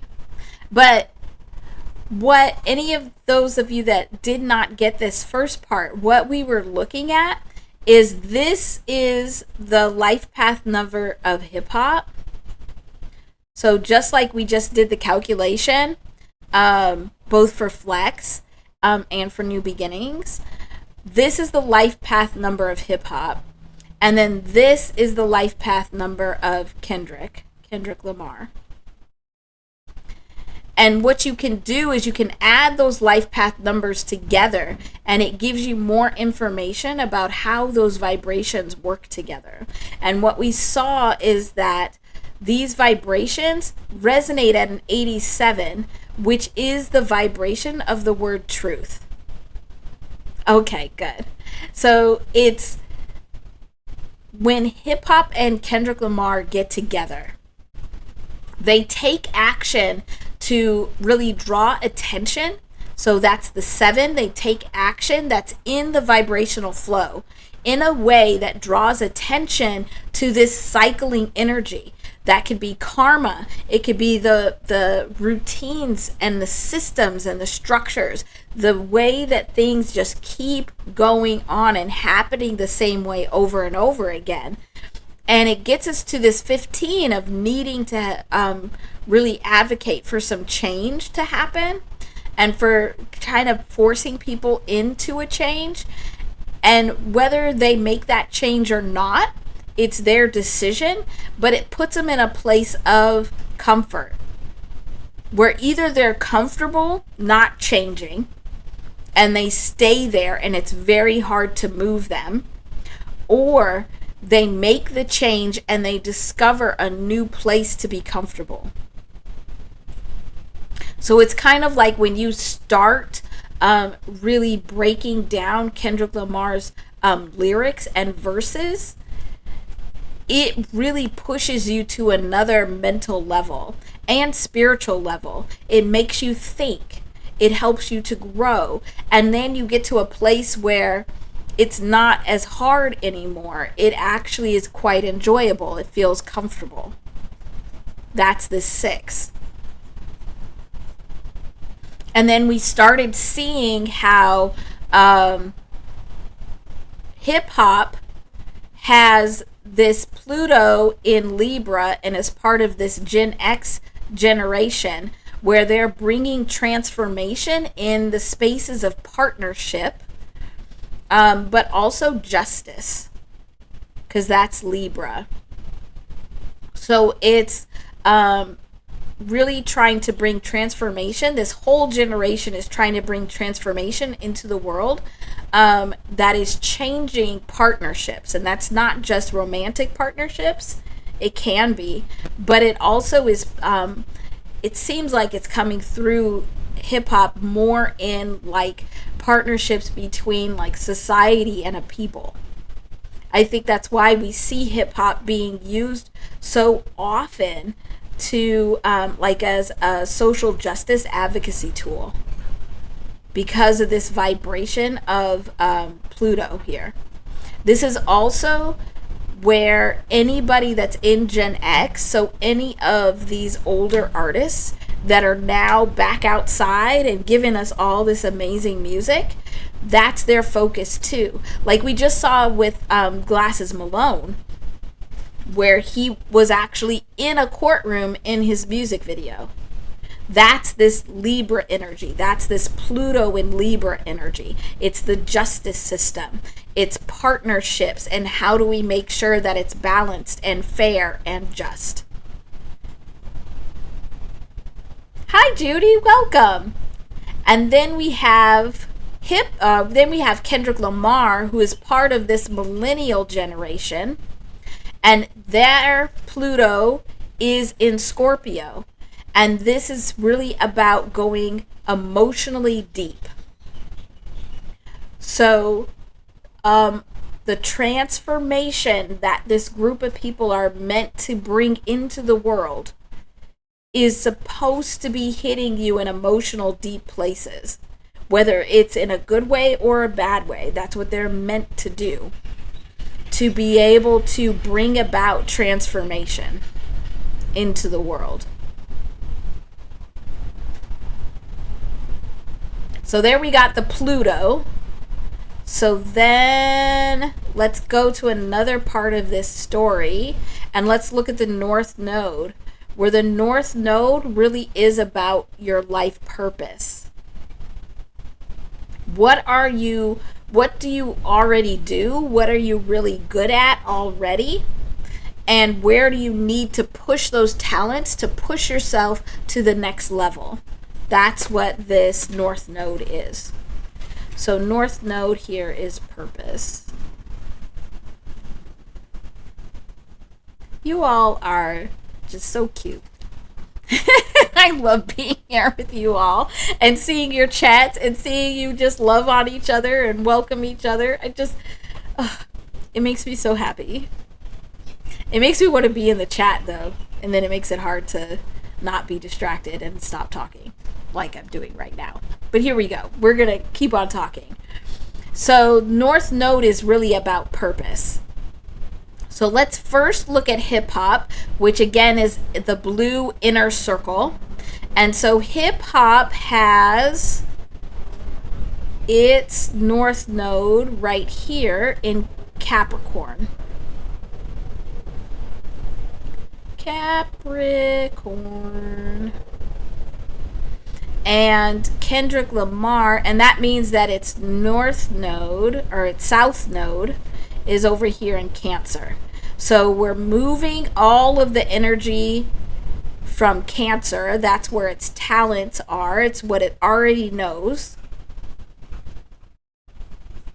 And Cancer is like the mother energy. and Capricorn is the father energy. So it knows how to bring the message into the world in a very nurturing way. This would probably be like some of these genres that came before hip hop, where if you think about the blues and jazz, and even a lot of what came out of like the Harlem Renaissance, in the poetry, and the writers, they were talking about some very deep, important messages, but they were saying it in more of a softer, nurturing way. It was either nurturing like Mother or lecturing like Mother. And hip hop knows how to do that, but it needs to be learning how to be an authoritative figure. So as an authoritative figure like the father. So that's why sometimes hip hop can be, it can feel like, is this hip hop or is this like more jazz? Or because I think R&B kind of fits in there as well, more in that mother energy. Or is this father, where it's like, uh-oh, you better be careful because when your father gets home. But also like just this like authoritative kind of figure. Whereas let's look for Kendrick Lamar. So Kendrick Lamar has North Node over here in Aries. And for those of you that were here when we were looking at the GNX tour, remember it had its North Node in Aries also. And the South Node is over here in Libra. So where this Pluto is for hip hop, where hip hop is really trying to transform the space around partnership and the justice system, Kendrick Lamar already knows how to do that. That's the South Node over here. He already knows how to be able to point out what's happening in these systems.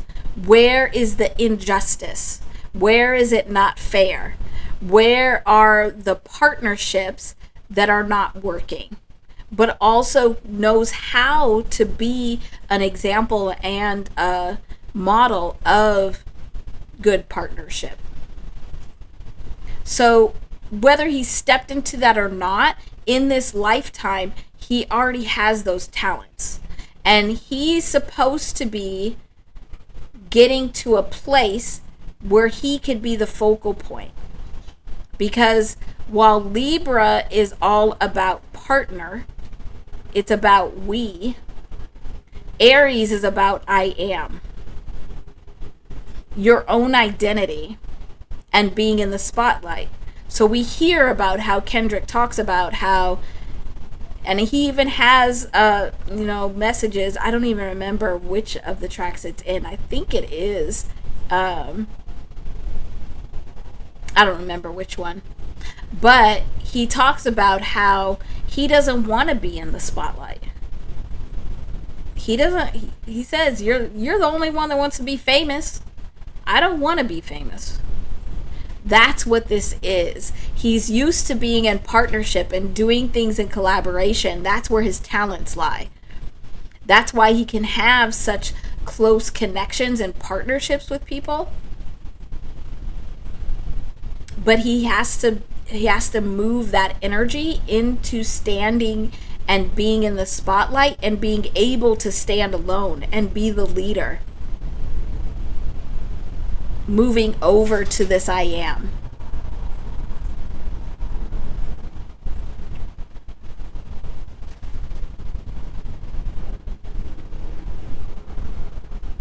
That's very interesting. So these purposes, you see they're crossing each other. Like and this doesn't always happen. But what's happening is, as hip hop is moving from being more of a nurturer into being more of an authoritative figure, Kendrick Lamar is moving from being in partnership and always wanting to do things in collaboration or just be part of the crowd. We even see that like in the Not Like Us video. He loved being part of the crowd. But when we look at Squabble Up, where he just sitting there with mean mugging because he's standing there alone. He has to learn how to go from being in partnership and move into being an authority figure of standing alone here as I am.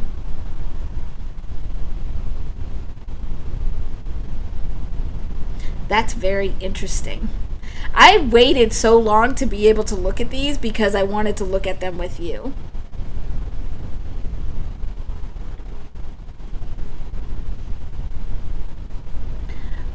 So before we look at this last piece of Mercury, of like how that communication style works, I just want to point out here, because it's so obvious. So where we have this exact crossing of these North Node and South Nodes. Oh, thank you. You all are the best. I love it here. These signs actually are the start of seasons. So Aries is the start of spring. So a lot of one energy. This is when new energy is coming in. This is when there's shifting of energy. Cancer is the start of summer. Libra is the start of fall. And Capricorn is the start of winter. So all of these parts of the purposes between hip hop and Kendrick Lamar is about new energy and bringing in these new seasons. So that takes us back to these conversations that we keep having about there being a shift in hip hop. This is also why it makes sense that Kendrick is stepping into this leadership place of helping to push hip hop and shift it, because he also has this changing of seasons energy, new seasons energy. And hip hop and Kendrick Lamar together are highlighting those brand new seasons. Together, they highlight all 4 of those seasons. That's pretty cool. Like that. All right, so we're going to look at one more part of this story. Is this all making sense? I feel like with the lag and stuff, I'm like up here babbling to myself. I think it's interesting, but you got to let me know if you're falling asleep or if what I'm saying sounds extra crazy. But the last part of this story we're going to look at is Mercury, which is communication style. Communication style. I could spell sometimes. Okay, good. Thank you, Tarot Goddess. So the last piece we're going to look at is like this Mercury. And so this is the communication style. So if we're looking at the communication style of hip hop, we gotta find its Mercury. Oh yeah, here it is. Boop. Right here. And it's barely in Leo. This is like Leo with a little bit of Cancer in there also. And then the Mercury for Kendrick Lamar. Oh, it's actually really close. It is in Cancer. Boop. Right there. And it's conjunct with Mars. which is interesting. So what this means, golly. So the way hip hop likes to communicate and likes to get its message across. Now, remembering that its Pluto and its North Node are talking about its purpose and its transformational purpose, it communicates that in a very loud, bold way. That's the Leo. But it has just a little bit of that Cancer in there where it can be nurturing. Whereas Kendrick Lamar is very nurturing in his communication. Now, don't get it twisted, because the Cancer is that mother energy. And we all know that for a mother, it can seem like their communication is very soft and tender and nurturing. But the moment that you mess around with one of the mother's babies, or the home space, or where we're supposed to feel comfortable, oh yeah, no, you getting the lioness. You about to catch hell. And that's the way that Kendrick Lamar likes to communicate. That's probably why I'm so glad we have so many more nicknames for this guy, because I really didn't like saying his name, so I just call him Lawbry now. But that's probably why Lawbry thought that he could get away with saying anything to Kendrick Lamar, especially in this hip-hop space, because Kendrick Lamar, like, you think about it, before Like That and GNX, Kendrick Lamar was doing Mr. Morale and the Big Steppers. He was really tapping into that Pluto and Scorpio, going very deep emotionally. And that was coupled with the way that he was communicating it, which was in a very nurturing kind of way.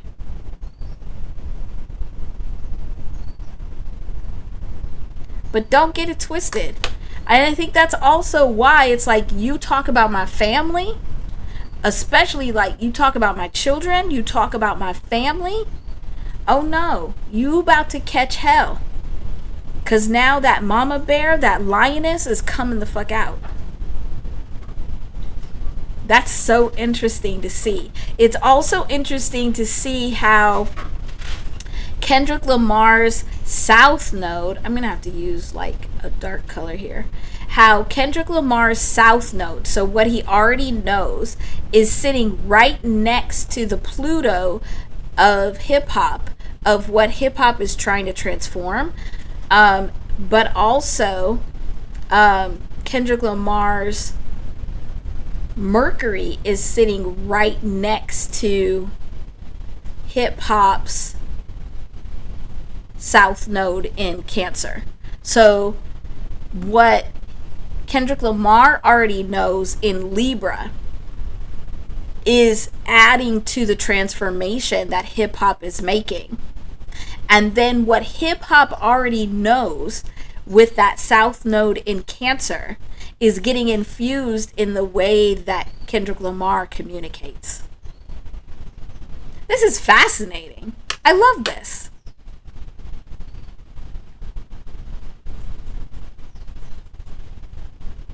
This is great. So I'm going to leave it up to you all. I have some other stuff for us to look at. As long as you all aren't tired of me. I'm not. I think this is exciting. I could keep going. My plan is to keep going. But I want to ask you, because, and I don't know, hopefully Josh is lurking, or at least he gets to see this on the record, because this was an amazing idea that Josh posed in having us look at these charts with hip-hop. And so from the comments that we had,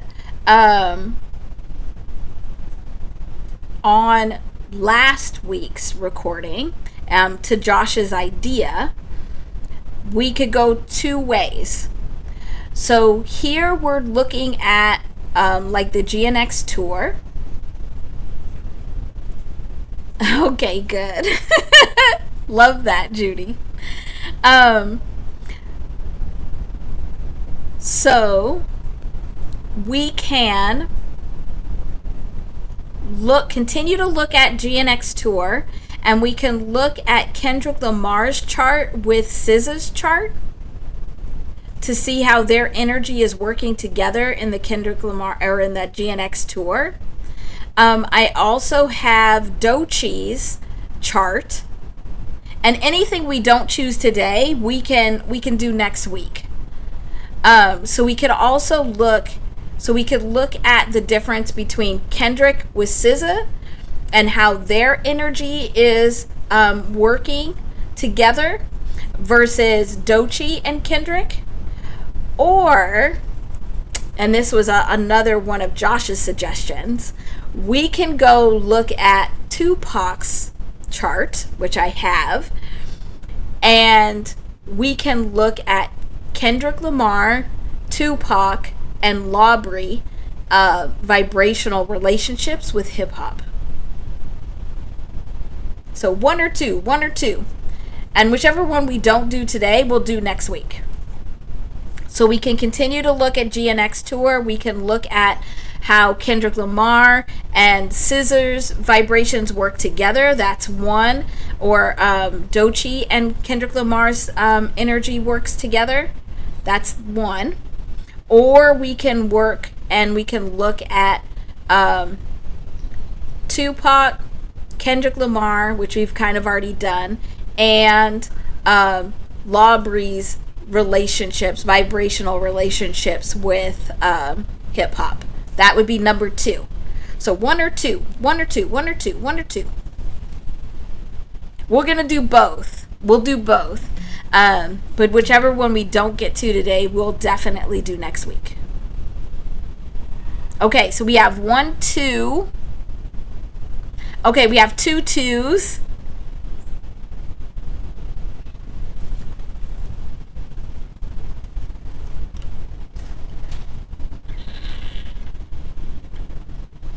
Okay.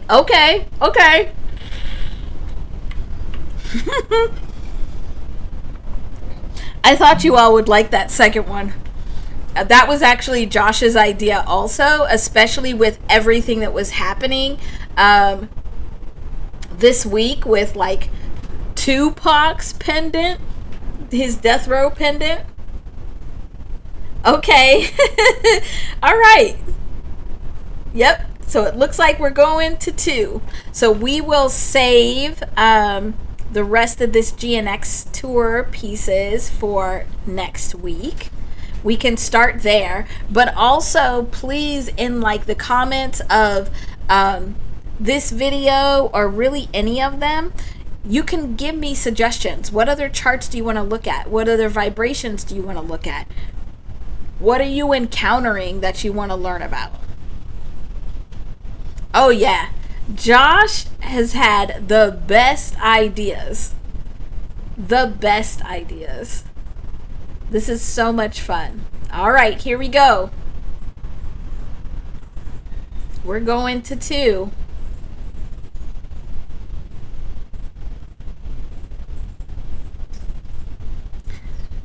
Oh, and these small charts again. So this is Kendrick Lamar's chart. So I'm not going to make this one bigger because this is what we just looked at. And so this is where we already saw that their combined life path number was 87. We had the whole breakdown of Aries and Libra. Wow, that was horrible.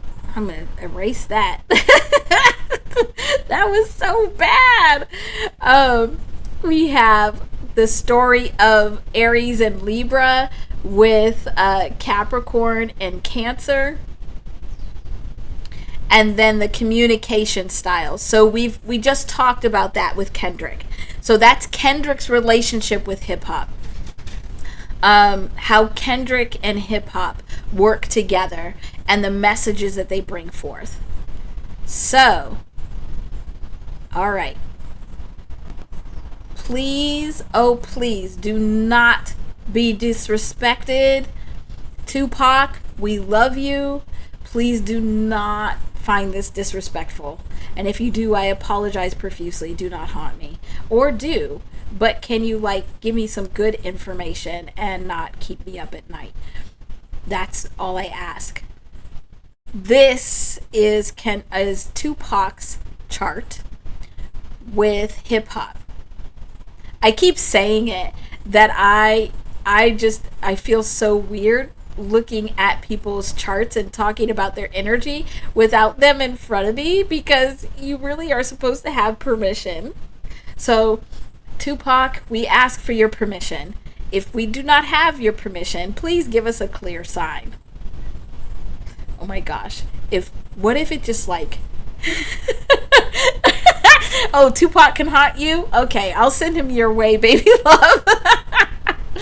But what if I said that and everything just shut down or something? Oh my gosh. Okay, stop.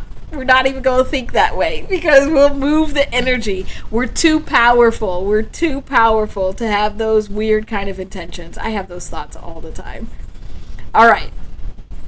So let's make this bigger. Let's first look at life path numbers. So we know for hip hop that the life path number is 39. Okay. Thank you.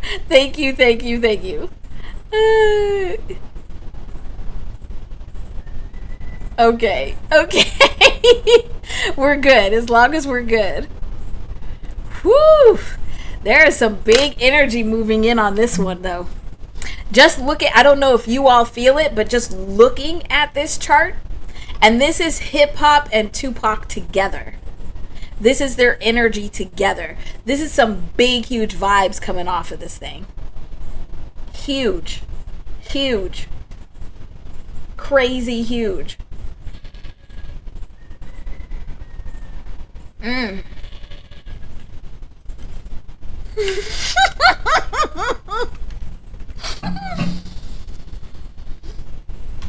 You all are about to have me choke on some water, but I understand. I'm trying to keep it together. But I will send Tupac your way. Lord, I hope you all have very lovely Tupac dreams tonight and every night till forever and ever. Amen. Oh my gosh. Okay, I gotta clear my head, because this is a lot of energy. Whew. It's a ton of energy. I think I may have accidentally actually called in somebody, because this is big, heavy energy. Like trying to get a message across energy. Okay, Tupac, I hear you. We will get your message across somehow, and talk to you later. We will let you know where the after party is, and we will all show up to talk to you. But right now, we just want to look at this chart. Please and thank you. Okay. Woo-wee! Oh my gosh, I'm getting hot. And that is not a hot flash. Even though I'm the right age for it.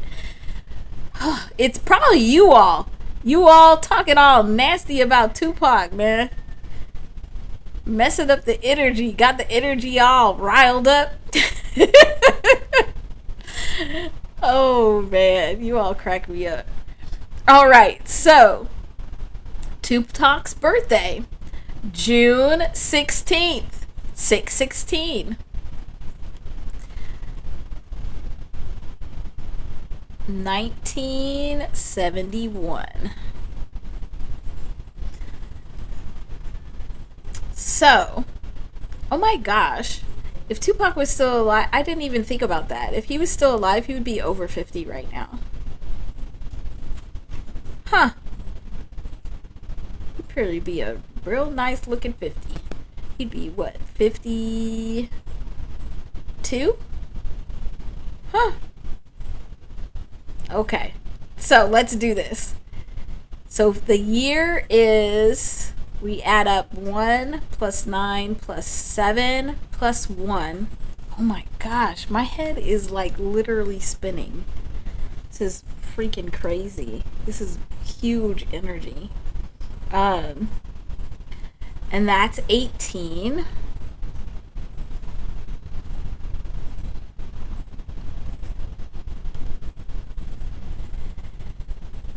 He'd be 54. Okay. That's a good, oh, that's an interesting number too. Because 54 is when you as a vibrational being transfer from power into wisdom. So that when you're that age is when you step out of your power sphere, where you're not focused on building power as much, but you're more focused on building up wisdom and communicating wisdom. Woo-wee. All right, so 18, and then we add the month and we add the day.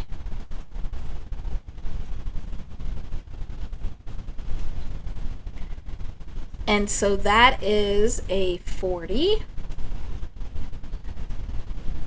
I'm noticing that there's a lot of these artists, especially in hip hop, that have these 4s. So we saw, like with Kendrick Lamar, his life path number is 48. And now we have Tupac here with a 40. And then this goes to 4. Woo-wee. So the ultimate life path purpose of Tupac was to be a foundational change, was to test and push the boundaries and the foundations of every space he was in.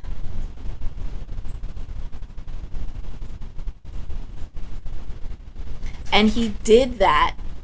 Like the first step, all he had to do was allow God in. By allowing this God energy in, it enhances that energy of challenging foundations. Oh, new beginnings. You are crazy, girl.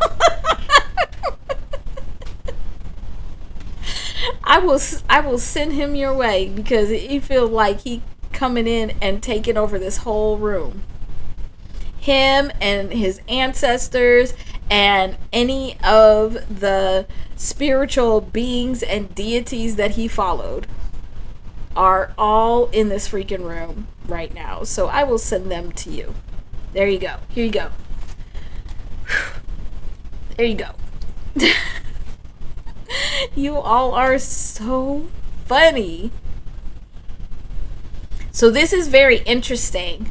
A lot of the times, and baby love, this is like you and me, because we have that 60 life path number. But a lot of the people that have this 0 here, they go through some really tough circumstances. And it's because they have to be broken to a point of allowing God in. Oh, I'm not gonna let you all good. You are so funny. But letting God in is like a big piece here.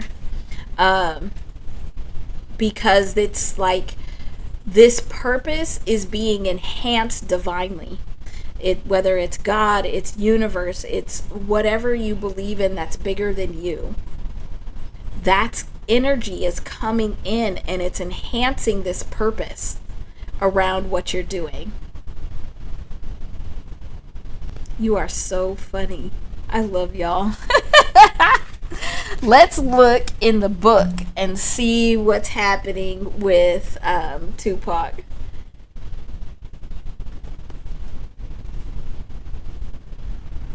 So if you want to see how your energy would vibe and work with Tupac's energy, you would take your life path number and add it to 40.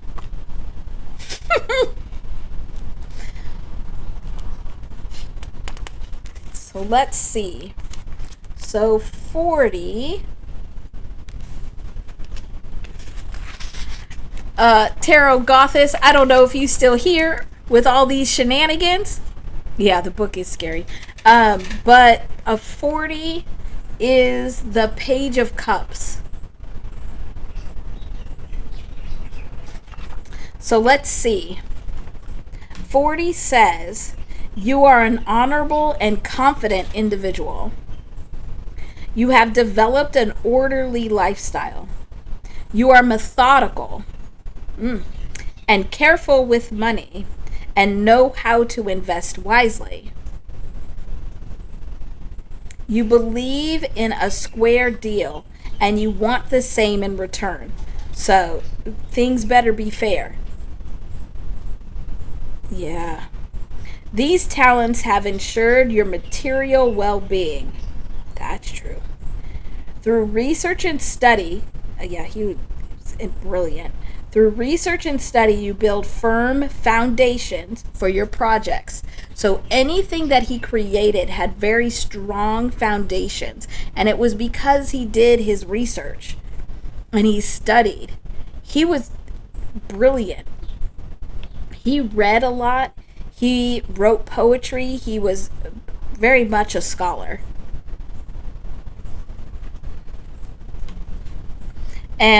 But it says your quiet, receptive nature is influenced by the feelings of those around you. So it's the people around him that were really pushing how he was feeling. He said, your studious and meditative nature find a natural channel in the study of literature. So poetry and literature, that was his area to really focus on and to channel, to bring those messages to the world.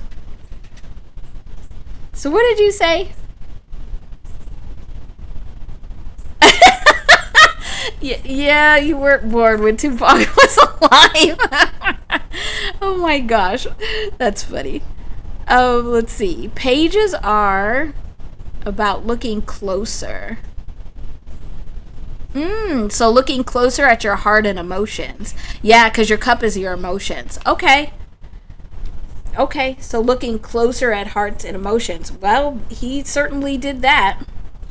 And we could see the results of that in this chat with these ladies. Oh my gosh. So let's see. Oh, here we go. So it says, as a result, you are usually successful in business. Mathematical talents lead to a gift for statistical analysis. He probably was, because he was very strategic and very logical, which is a mathematical trait. That critical thinking pieces. It does say you are a peacemaker and you handle emotions well. Love and passion have evolved into love and compassion for others. You are sure of the eternal life. Since you have the God symbol backing the 4, protection is assured. Inner guidance is always available. Oh, here's the negative though. Hey, don't be calling me out. I'm sitting over here by myself. Oh, goodness. So here's the negative. So very, very critical thinker, very logical, very studious, like very much into literature and math and understanding how to use critical thought and logic. And wants to be a peacemaker and wants to have compassion for others. And using the inner guidance, so God speaking to him. But here's the negative part. If you are a negative 44 or 40/4, you see only difficulties and obstacles in your life. This creates confusion and disorder. You squander your money chasing elusive goals and build your castle upon sand. So it was very important for him to be aware of who was around him. Because as soon as he was around people that brought confusion and disorder, it made it very hard for him not to focus on the difficulties and the obstacles.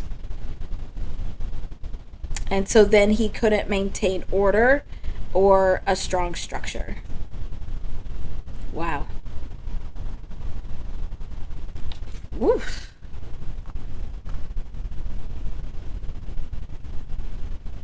That's crazy. Okay, so astrologically, the 40 is represented by the third decan of Cancer.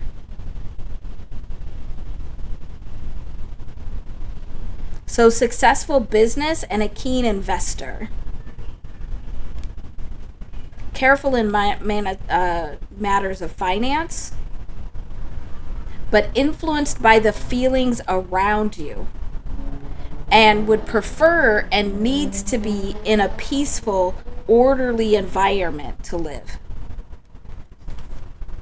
Woo-wee! So, when he had chaos or disorder around him, is when he would get in trouble financially, but also not make good decisions for his own life, because he would prefer to just be in a quiet place.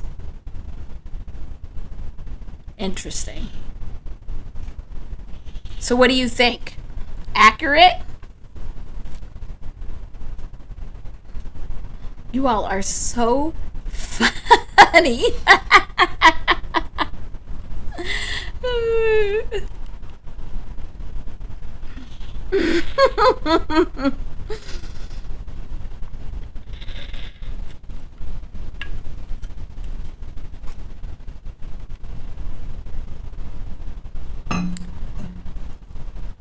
Oh, you all are funny.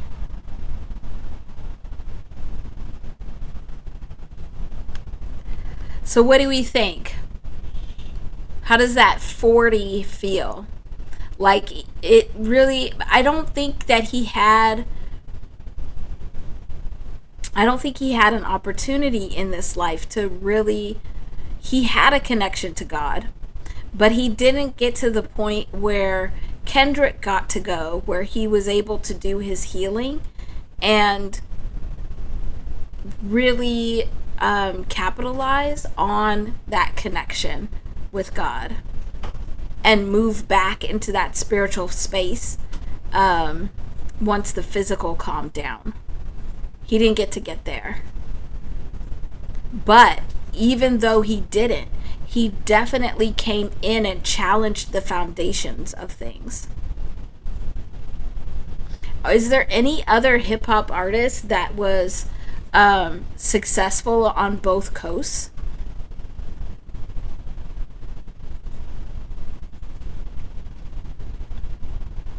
I don't know.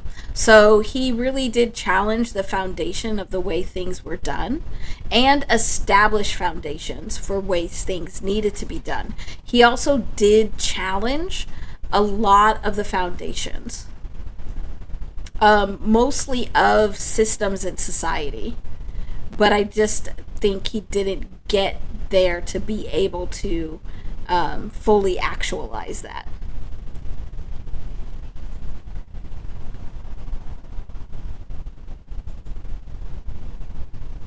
Oh yeah, he would have been a different kind of influencer, like what we're seeing with Kendrick Lamar, but like times 10. Wow, crazy. So the first thing that I'm seeing with this chart, so let me mark these first. So we have hip hop again is in the blue at the very center. And then Tupac is in orange on the outside. And the first thing I'm noticing, look at how we already see that where we saw in Kendrick Lamar's chart, where he had that perfect crossing of the energies. We already see that with these red lines of like what's naturally happening here with Tupac. This means that this energy is extremely strong. That's a big, huge part of this story. Whew, so let's start trying to break it down. Let me get caught up on your chat though, because that's where it's fun.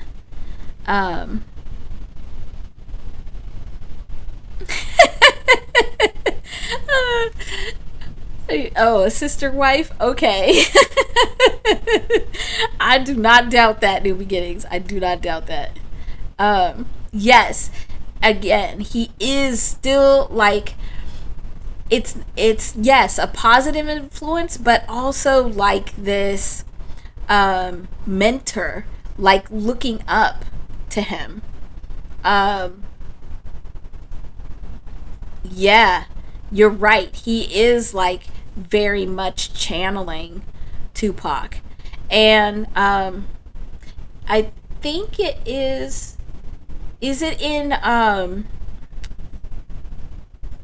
Good Kid, Mad City, where there's the clip of Kendrick interviewing Tupac? I think it's there. And it's eerie. And like the way it's put together, it is like they are old friends, and like it's like a seamless conversation. Like their vibrations very much vibe with each other. Woo-wee! All right, so let's start looking at some of these energies. So let's first add up their life path numbers. So let's do, I'm going to move this over just a little bit. So let's do 39 plus 40. And that's 79. So Tupac in the hip hop space, when these two vibrations came together, it's this 79 energy. So it's like he was meant to bring endings to things. He was meant to bring endings that led to a lot of action. And this is actually very dangerous, because it's this energy where things can end and action can be taken. That's what the powers that be, the systems that are in place, do not like. This also goes to a 16, where here we go again, Tarot Gothis, which is the energy of the Tower. So it's a forced change. It's a forced change. So Tupac with hip hop could actually force change to happen. It wasn't like with Kendrick and hip hop, where it's like inviting people to change, giving them the information for them to change, encouraging them to change. Tupac could force the change through what he said in hip hop. He could force the change. And that change would automatically lead to more action in flow. And this flow is like God flow. It's the universe flow. It's the flow, like once you're in this flow, it's very hard to get you out of. And if you're taking action in that space, you can make some big, huge, incredible changes in the world. Wow.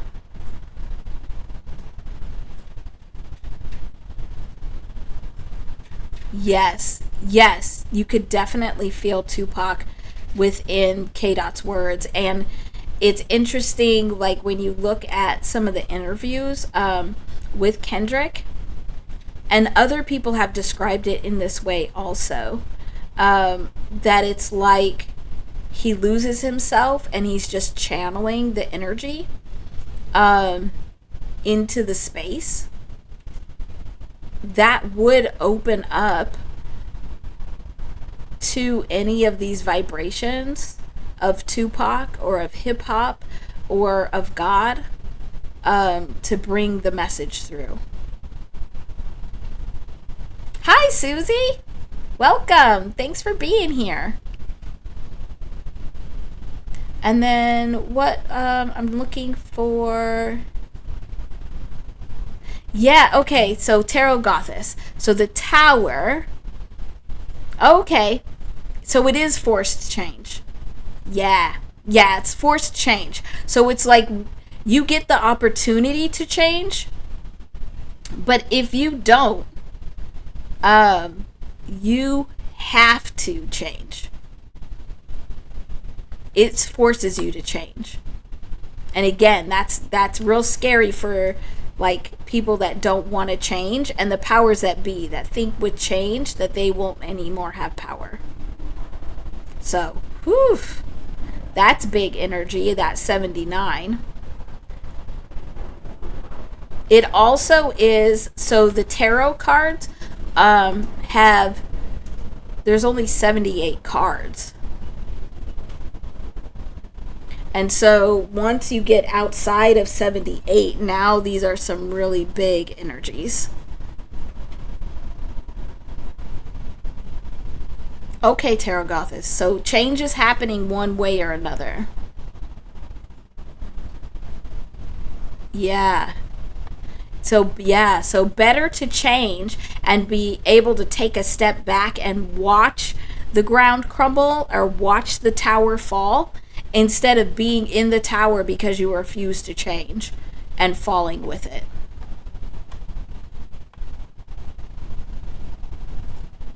Okay. Okay. Thank you, Tarot Goddess, for sharing that with us.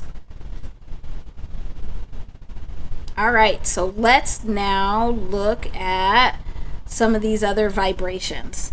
Whew, this is a lot. We might have to come back and start with this next week too.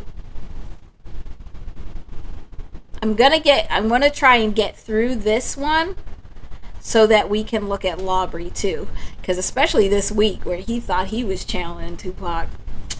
Yeah.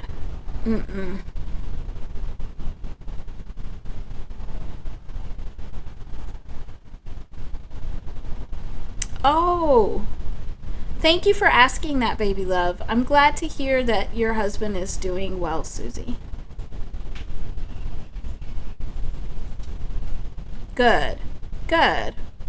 I love you all so much. I love how you take care of each other and me. It's great. Makes me happy.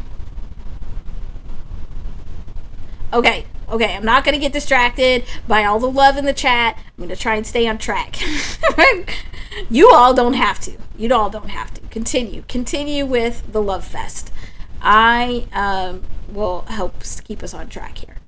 So, we did the life path number. So let's first look at Pluto. So Pluto again is like the transformation. And so here for hip hop, Pluto is right here in Libra again. But right next to it, this is Tupac's Pluto. So both Tupac and hip hop have this Pluto in Libra, where it's that Gen X transformation of partnerships. I think I need to move this over some more.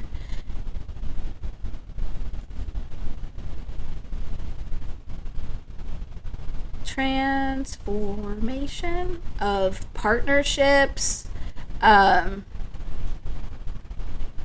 also of like justice and the justice system. And we know that Tupac had his run-ins with the justice system. But it really was about bringing light to what was happening that was unjust. So bringing light to injustice. And Tupac very much was about social change and bringing social awareness. That a lot of that came from his mother. So there's the Plutos right there. Like, there's nothing else to say. They're right there together, enhancing each other, enhancing this transformation vibration. So let's look now at North Node, which is purpose.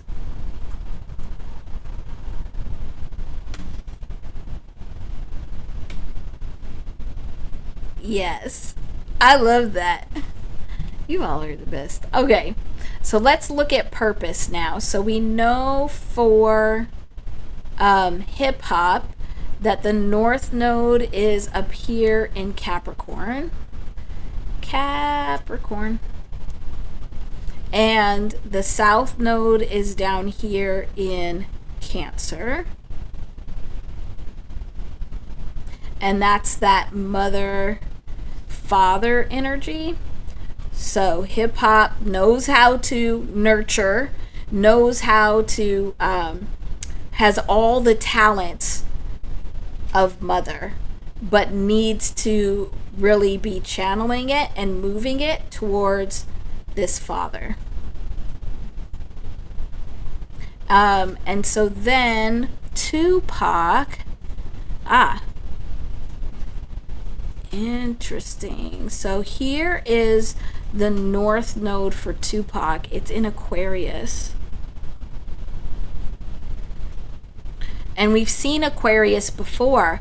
It's because Pluto, so transformation right now in this moment, is in Aquarius. And Aquarius is about being for the people. This is the sign of revolution. So Tupac's whole purpose was to be a revolutionary and to really be about the people and for the people. And that's coming with the talents of this Leo. So Tupac came into this life knowing how to be bold, knowing how to be bright and seen, and needed to move that energy towards being a revolutionary. So not just being bright and seen for himself, but being bright and seen for the people.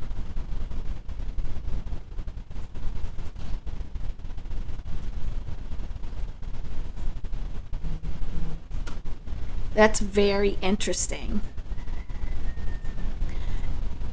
And so then let's look at Mercury, because we're seeing some of this pattern happen here again, like we saw with Kendrick. But let's look at Mercury, where Mercury is that communication.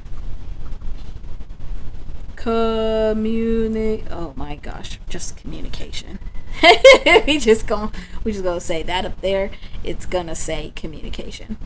All right, so let's look at hip hop's communication is right here.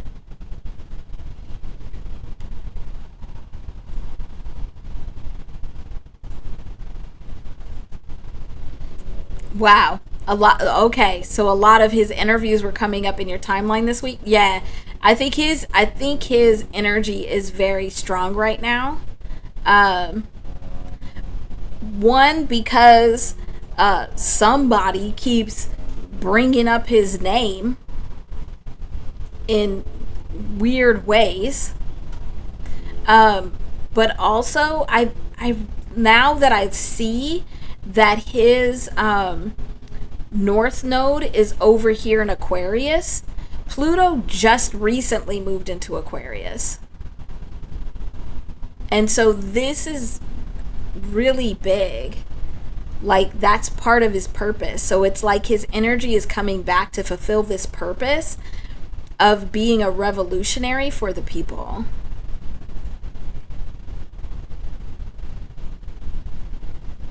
Yeah. Yeah, exactly. Wow. So interesting. Okay, so Mercury is here in this is the one that's right here by Leo, but it also has some of the Cancer in there. Cancer energy in there. Why are you being difficult? My board is like, what are you all still talking about? Shut your mouth. Yeah, look, my pen is tweaking. Oh my gosh. Okay. So what's interesting is, so hip hop's communication is all about being bold, and um Tupac already knew how to be bold because that's that south node over here in Leo. Already knew how to be bold. But also, um, hip hop's communication had a little bit of this Cancer energy in there. And it was getting that from its own south node. It was using some of that, what it already knew, to enhance that communication. But hip hop was really working well with Tupac because him already knowing how to be bold in purpose was really resonating well with that Mercury, that communication style of hip hop. So then Tupac's, oh wow, Tupac's Mercury is right here in Gemini, right next to his sun. So remember, I say remember like we watched it together. I made that video on my own. I don't even know if y'all seen it.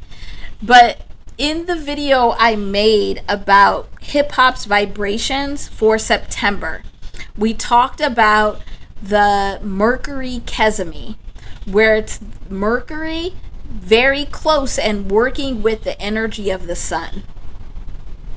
And we saw that it was more powerful in hip hop, and especially for Kendrick Lamar, when it was in Gemini.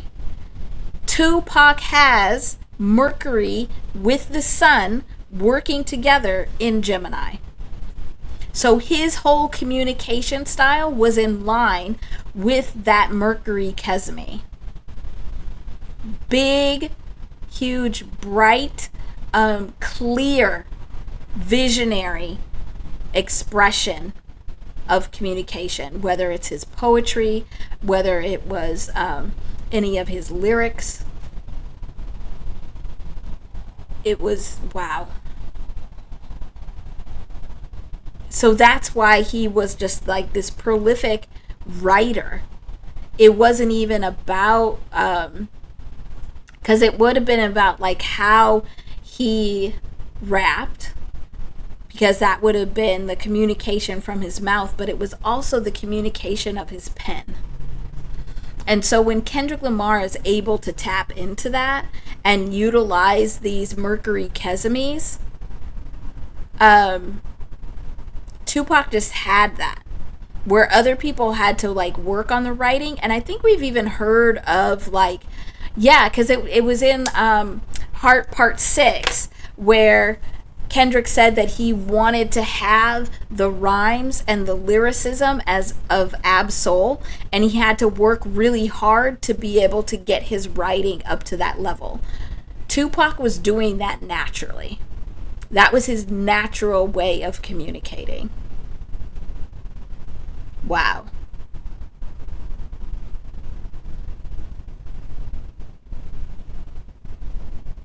That's incredible. So, are you all seeing any other interesting patterns on here? I have one more that I'll talk about. But this story really is about Tupac and hip hop working together in order to bring about this forced change so that action could be taken, but in the space of advocacy, while hip hop was learning how to be more of an authoritative figure, and Tupac was learning how to be more of a revolutionary. They're working together to point out and to communicate about the transformation that needs to happen around the justice system, around partnerships, and especially partnerships within a system. So, like how the system interacts with Black people, with poor people, with any people of color. That is like the voice of hip hop. This is so cool. Thank you, Josh, wherever you are, for this amazing idea. Because this is very cool to look at. So we see some similarities between Kendrick's relationship with hip hop and Tupac's relationship with hip hop. It looks like some of the things that Kendrick had to work on in like perfecting his craft, in like getting better and better, were just natural talents for Tupac. He just did it naturally. It was naturally the way he thought. It was naturally the way he spoke. It was naturally the way he wrote.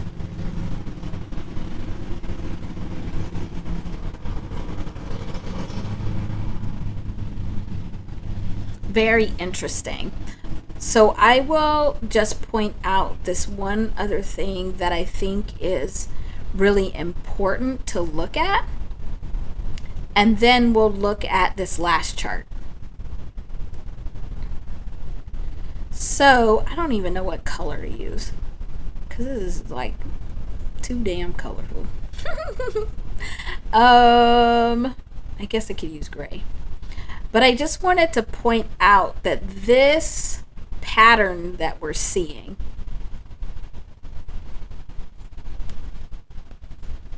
is not a usual one. This is not a usual pattern.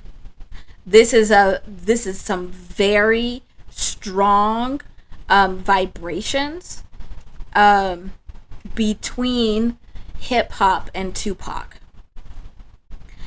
And so what's happening here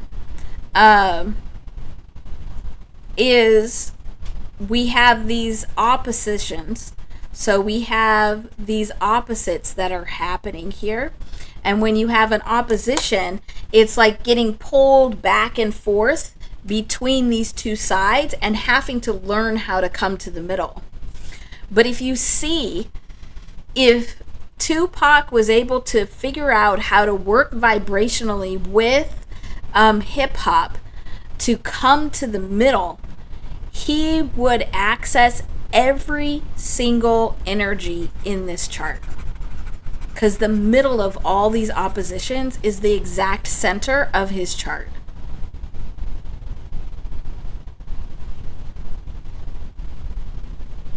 Like, man, this was an out of this world powerful combination.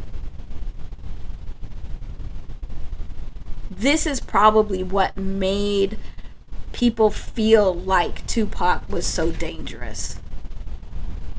That if he really stepped into that purpose and that role of being a revolutionary, he would have forced so much change. But the thing that they don't realize is he already came in and planted these seeds in the world. And so that revolutionary energy is still here and is still moving through other artists and other people. So they can't stop it. It's that tower. It's that forced change that can't happen any other way. And I just noticed this also. So we keep talking about the forced change of the 16, and Tupac was born on the 16th of June. And one of Kendrick Lamar's diss tracks was also that 616.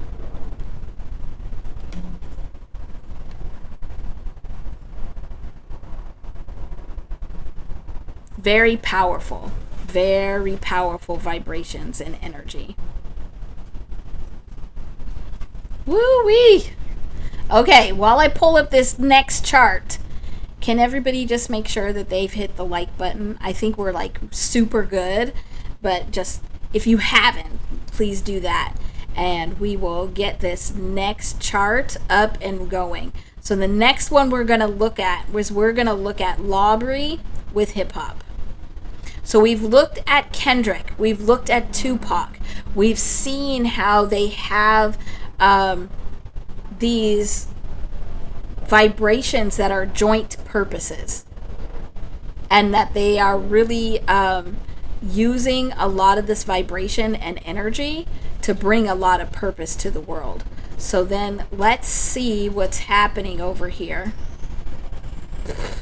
You can tell already. Look at this chart. It looks so wonky. Oh my goodness. So you look at this patterning that was in Tupac's chart. Like, the more bold the lines are, the stronger the energy is between those planets. So the stronger the vibration is. So look at all of that. And then if we even go back, so Kendrick doesn't have as many huge bold ones, but he has a lot of these vibrations that are working together with hip hop. So even just looking at this chart, this looks wonky. Like, yes, there's some bold lines in here, but it's not balanced at all. This is a huge imbalance in vibrations and in energy. So let's make this a little bit bigger.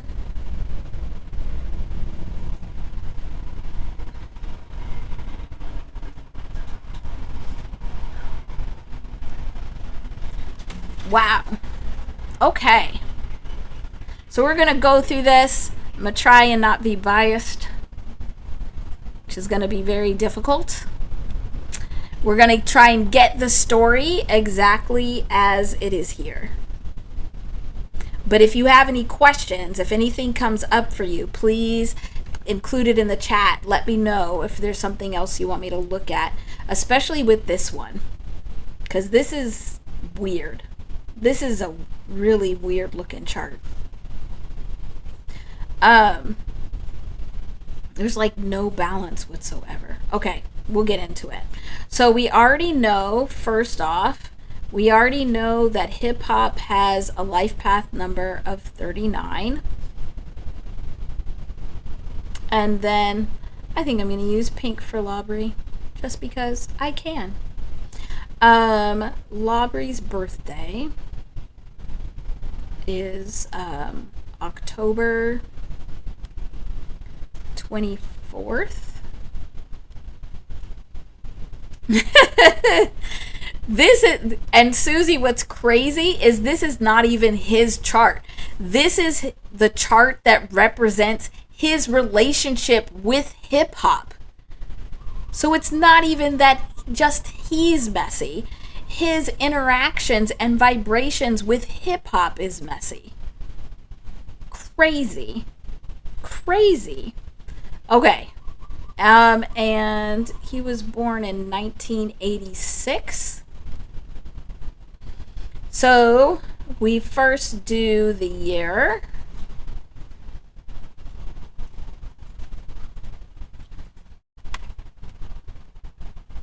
And so we get 24. Then we add the month and we add the day. We get a life path number of 58. Whoa. That's interesting. Why is this not writing? My pen was like, I don't want to write it.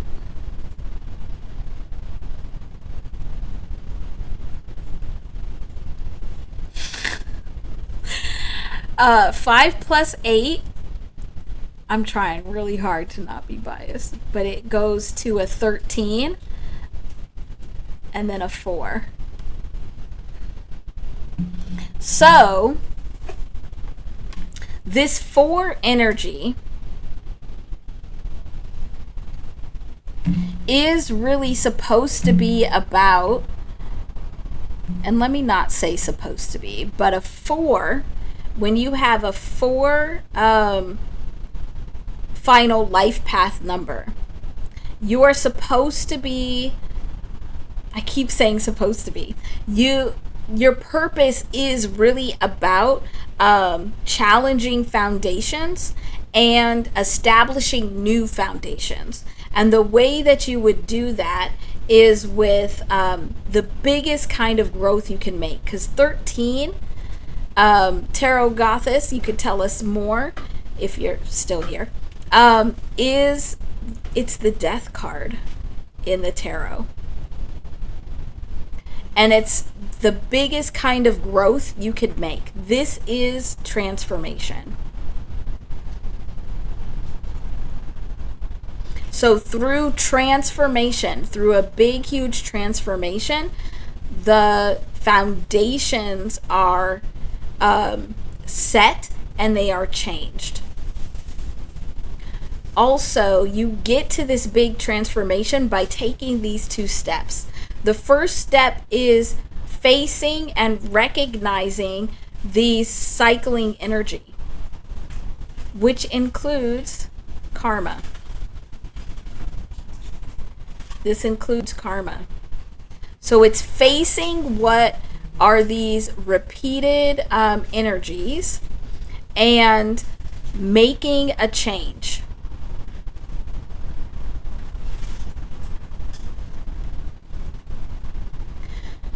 But if he does not face, or if anybody that has this 58 does not face this cycling energy or bring a spotlight to it, then change cannot happen. And if change doesn't happen, then you don't get to this ultimate transformation.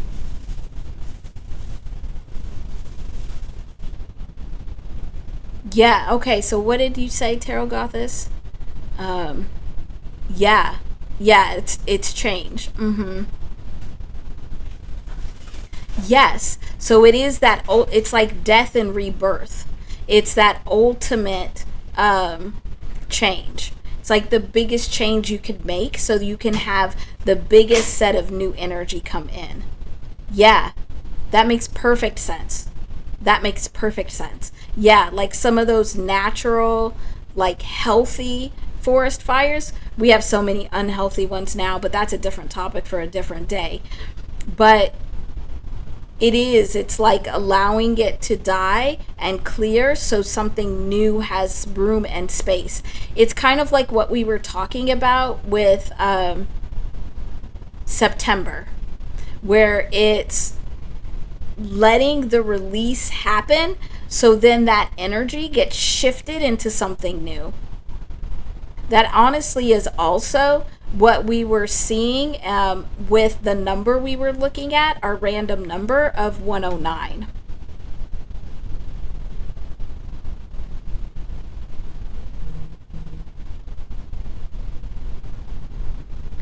Oh my gosh. I just saw that I just got a reminder that came up that you're supposed to meet with your therapist soon. Oh. All right, so let's hurry through this and then I'll go to therapy because other people won't. Labri. I know you all will. You all are healing. You all are doing your good healing work. But let's look at this quickly. So, let's look at this life path number together. So together, so hip hop and Law Breeze. So 39 plus the 58 gives us 97. Where did I do 16? Where did we see this? Oh, look! Tupac and hip hop had 79.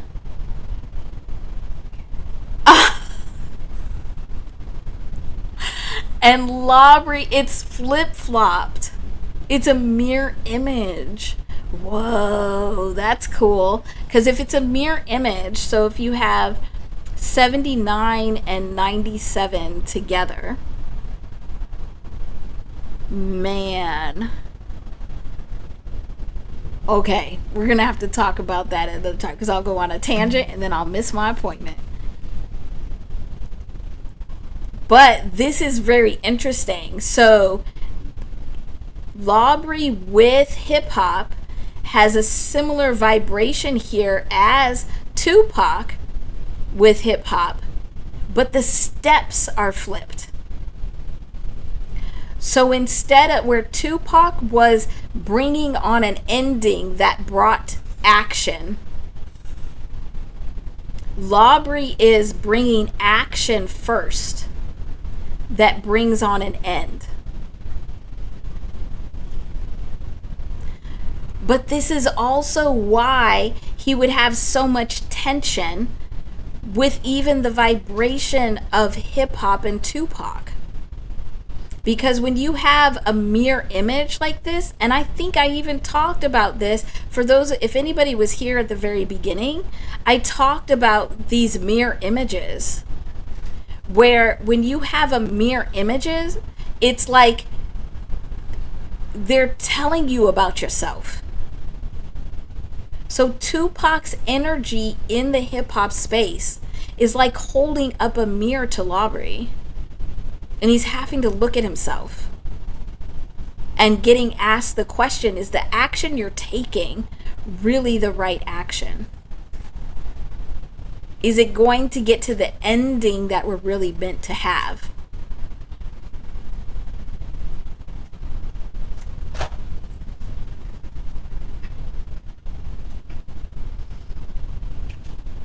So this is, whoa, just that alone is crazy. So then, oh my gosh, then the example I used was, if the example I used at the beginning of this live was at the beginning of Euphoria, when it was the backwards words where it said, everything you say about me's true. That's the example I used for mirror images. And now we're seeing this mirror image. That's creepy. Okay, that's creepy.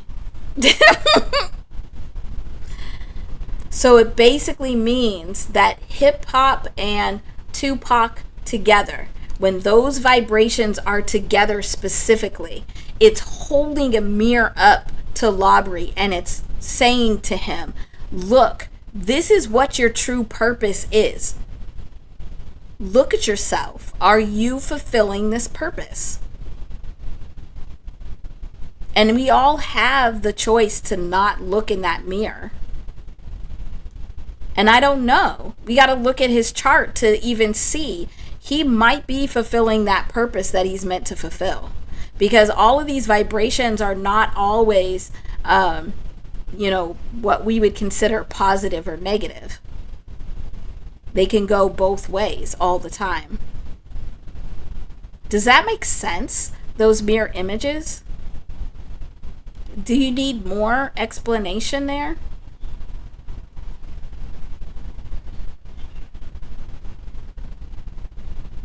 That's actually really creepy. Complete opposite. Complete flip. But still getting to that 16, that tower, that forced change.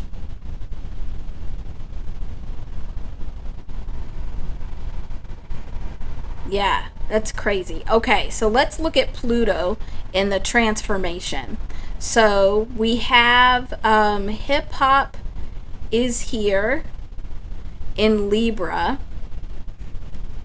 And remember, this is about partnership. It's about justice.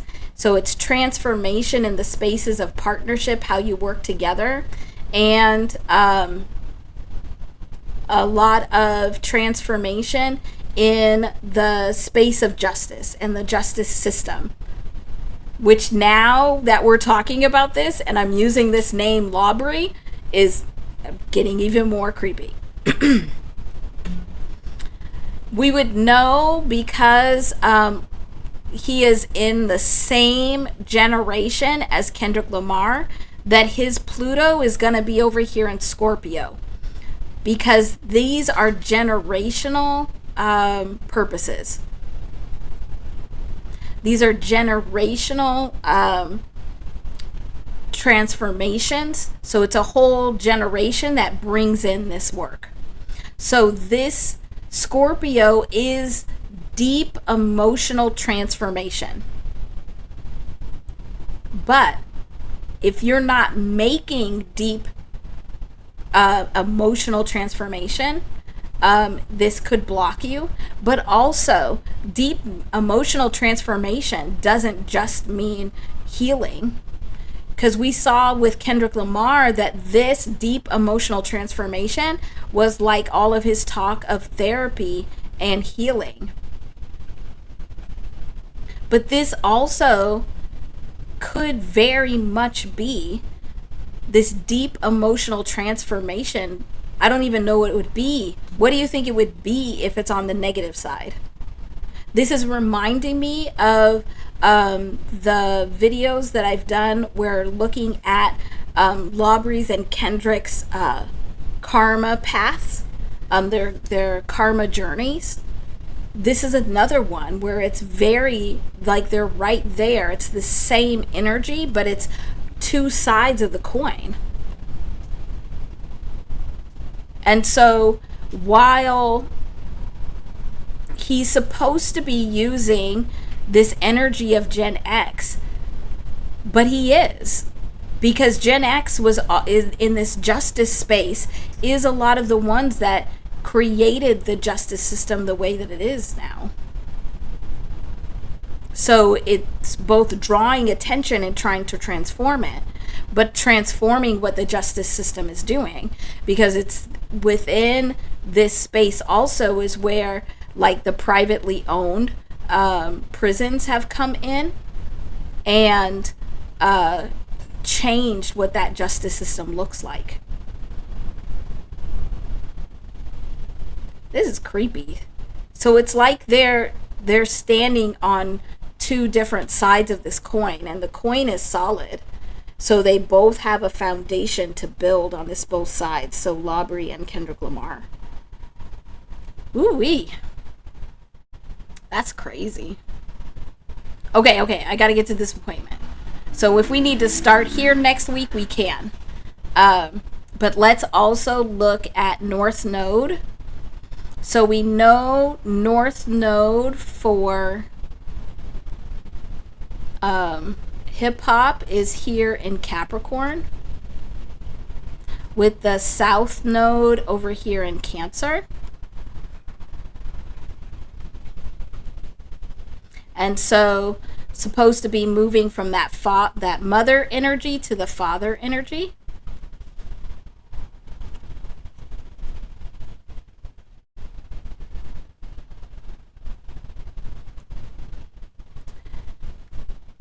And we would know also, because they're born so close together, that Laubry's North Node is over here in Aries. So this is the I am. And South Node is over here in Libra, which is we. So it's a movement from we to me,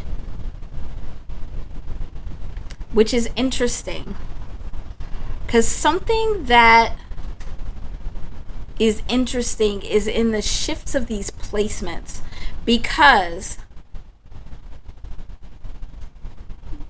over here on this North Node, so we talked about how Kendrick Lamar was supposed to be moving from being comfortable in a crowd to standing on his own.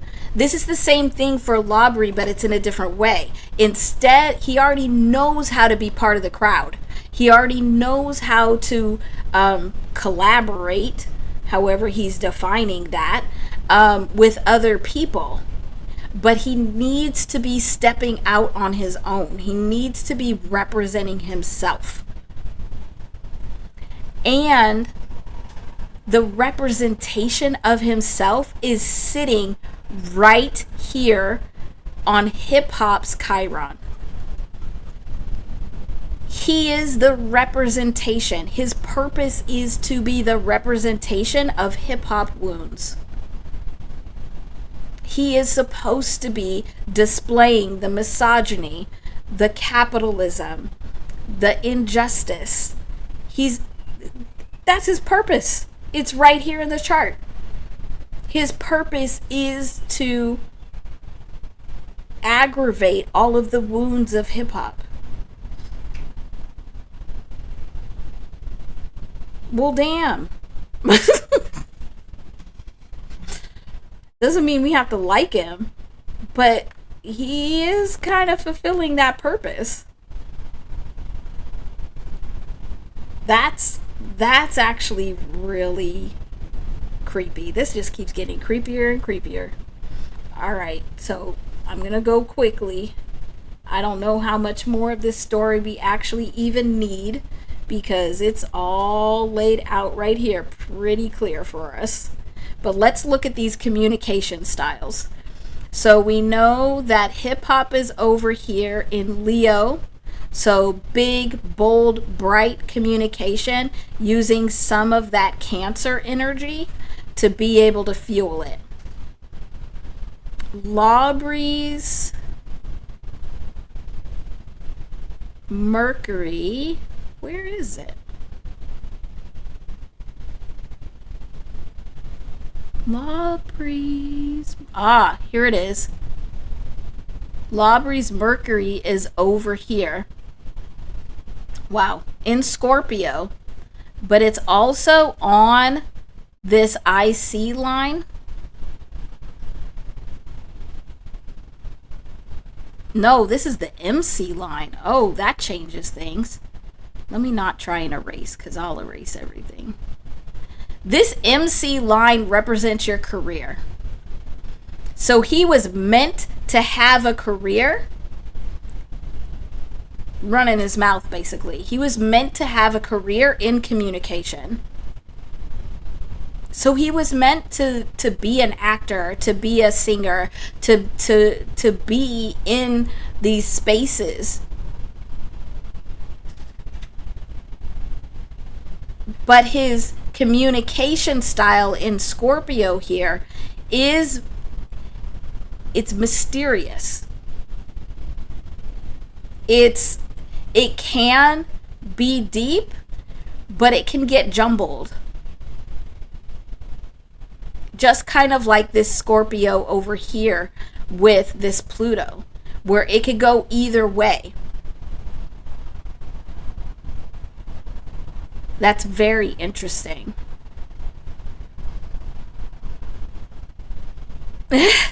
Yeah, just keep him as an actor.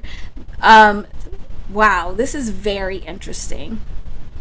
So there's two things that I will point out, and then we'll end here. So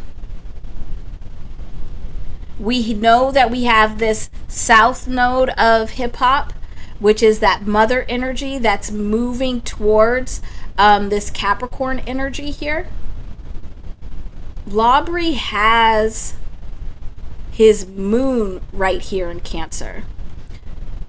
When you have your moon in Cancer, the moon is rules Cancer.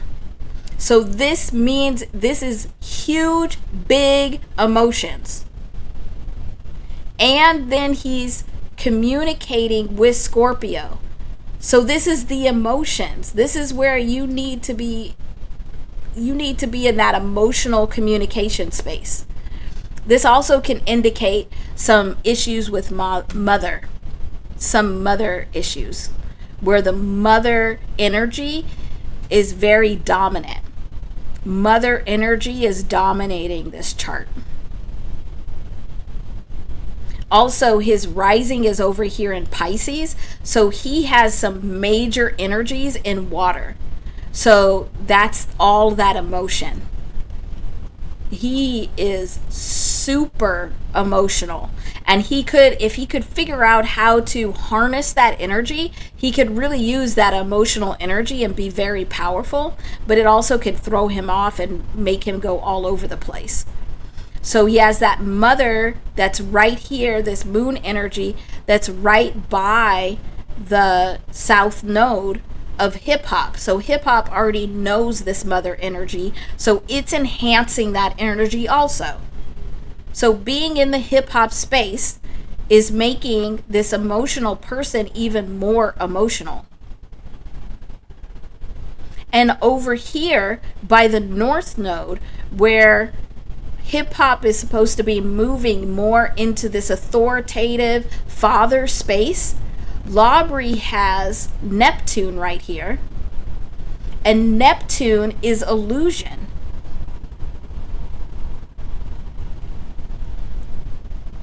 He has no clue as to the ultimate purpose of hip hop. Hip hop's ultimate purpose is to step into this space of being an authority. And he has this Neptune sitting right there on it, disrupting what he can see. And because him and Kendrick are so close in age, I just want to go back and see if we are seeing, we're seeing something similar with Kendrick, because he has this Neptune right there also. But the difference is he doesn't have that moon on the other side. Oh, he has Mars on this side. So he has this masculine energy over here balancing it out. Where this is Capricorn, father. So while Kendrick has this masculine energy balancing out so that he's not caught up in this illusion, Labrie doesn't. He has way too much of that emotional mother energy, and it's making it imbalance, which is probably tugging on this illusion and making it more difficult to see what the purpose is. He's not seeing the purpose.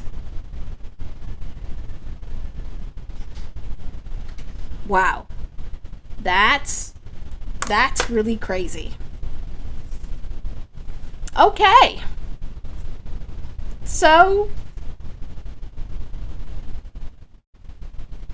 yeah, that's what that is. Nuts. So I have like 2 more minutes. So I'm going to really quickly take us to our, oh my gosh, my therapist gonna be mad. I want to, this has been so interesting, and we can come back and look at this some more. Let's continue this discussion. So in the comments, let me know who else you want to look at, if you want to look at these same people in a different way, and we're going to keep this going.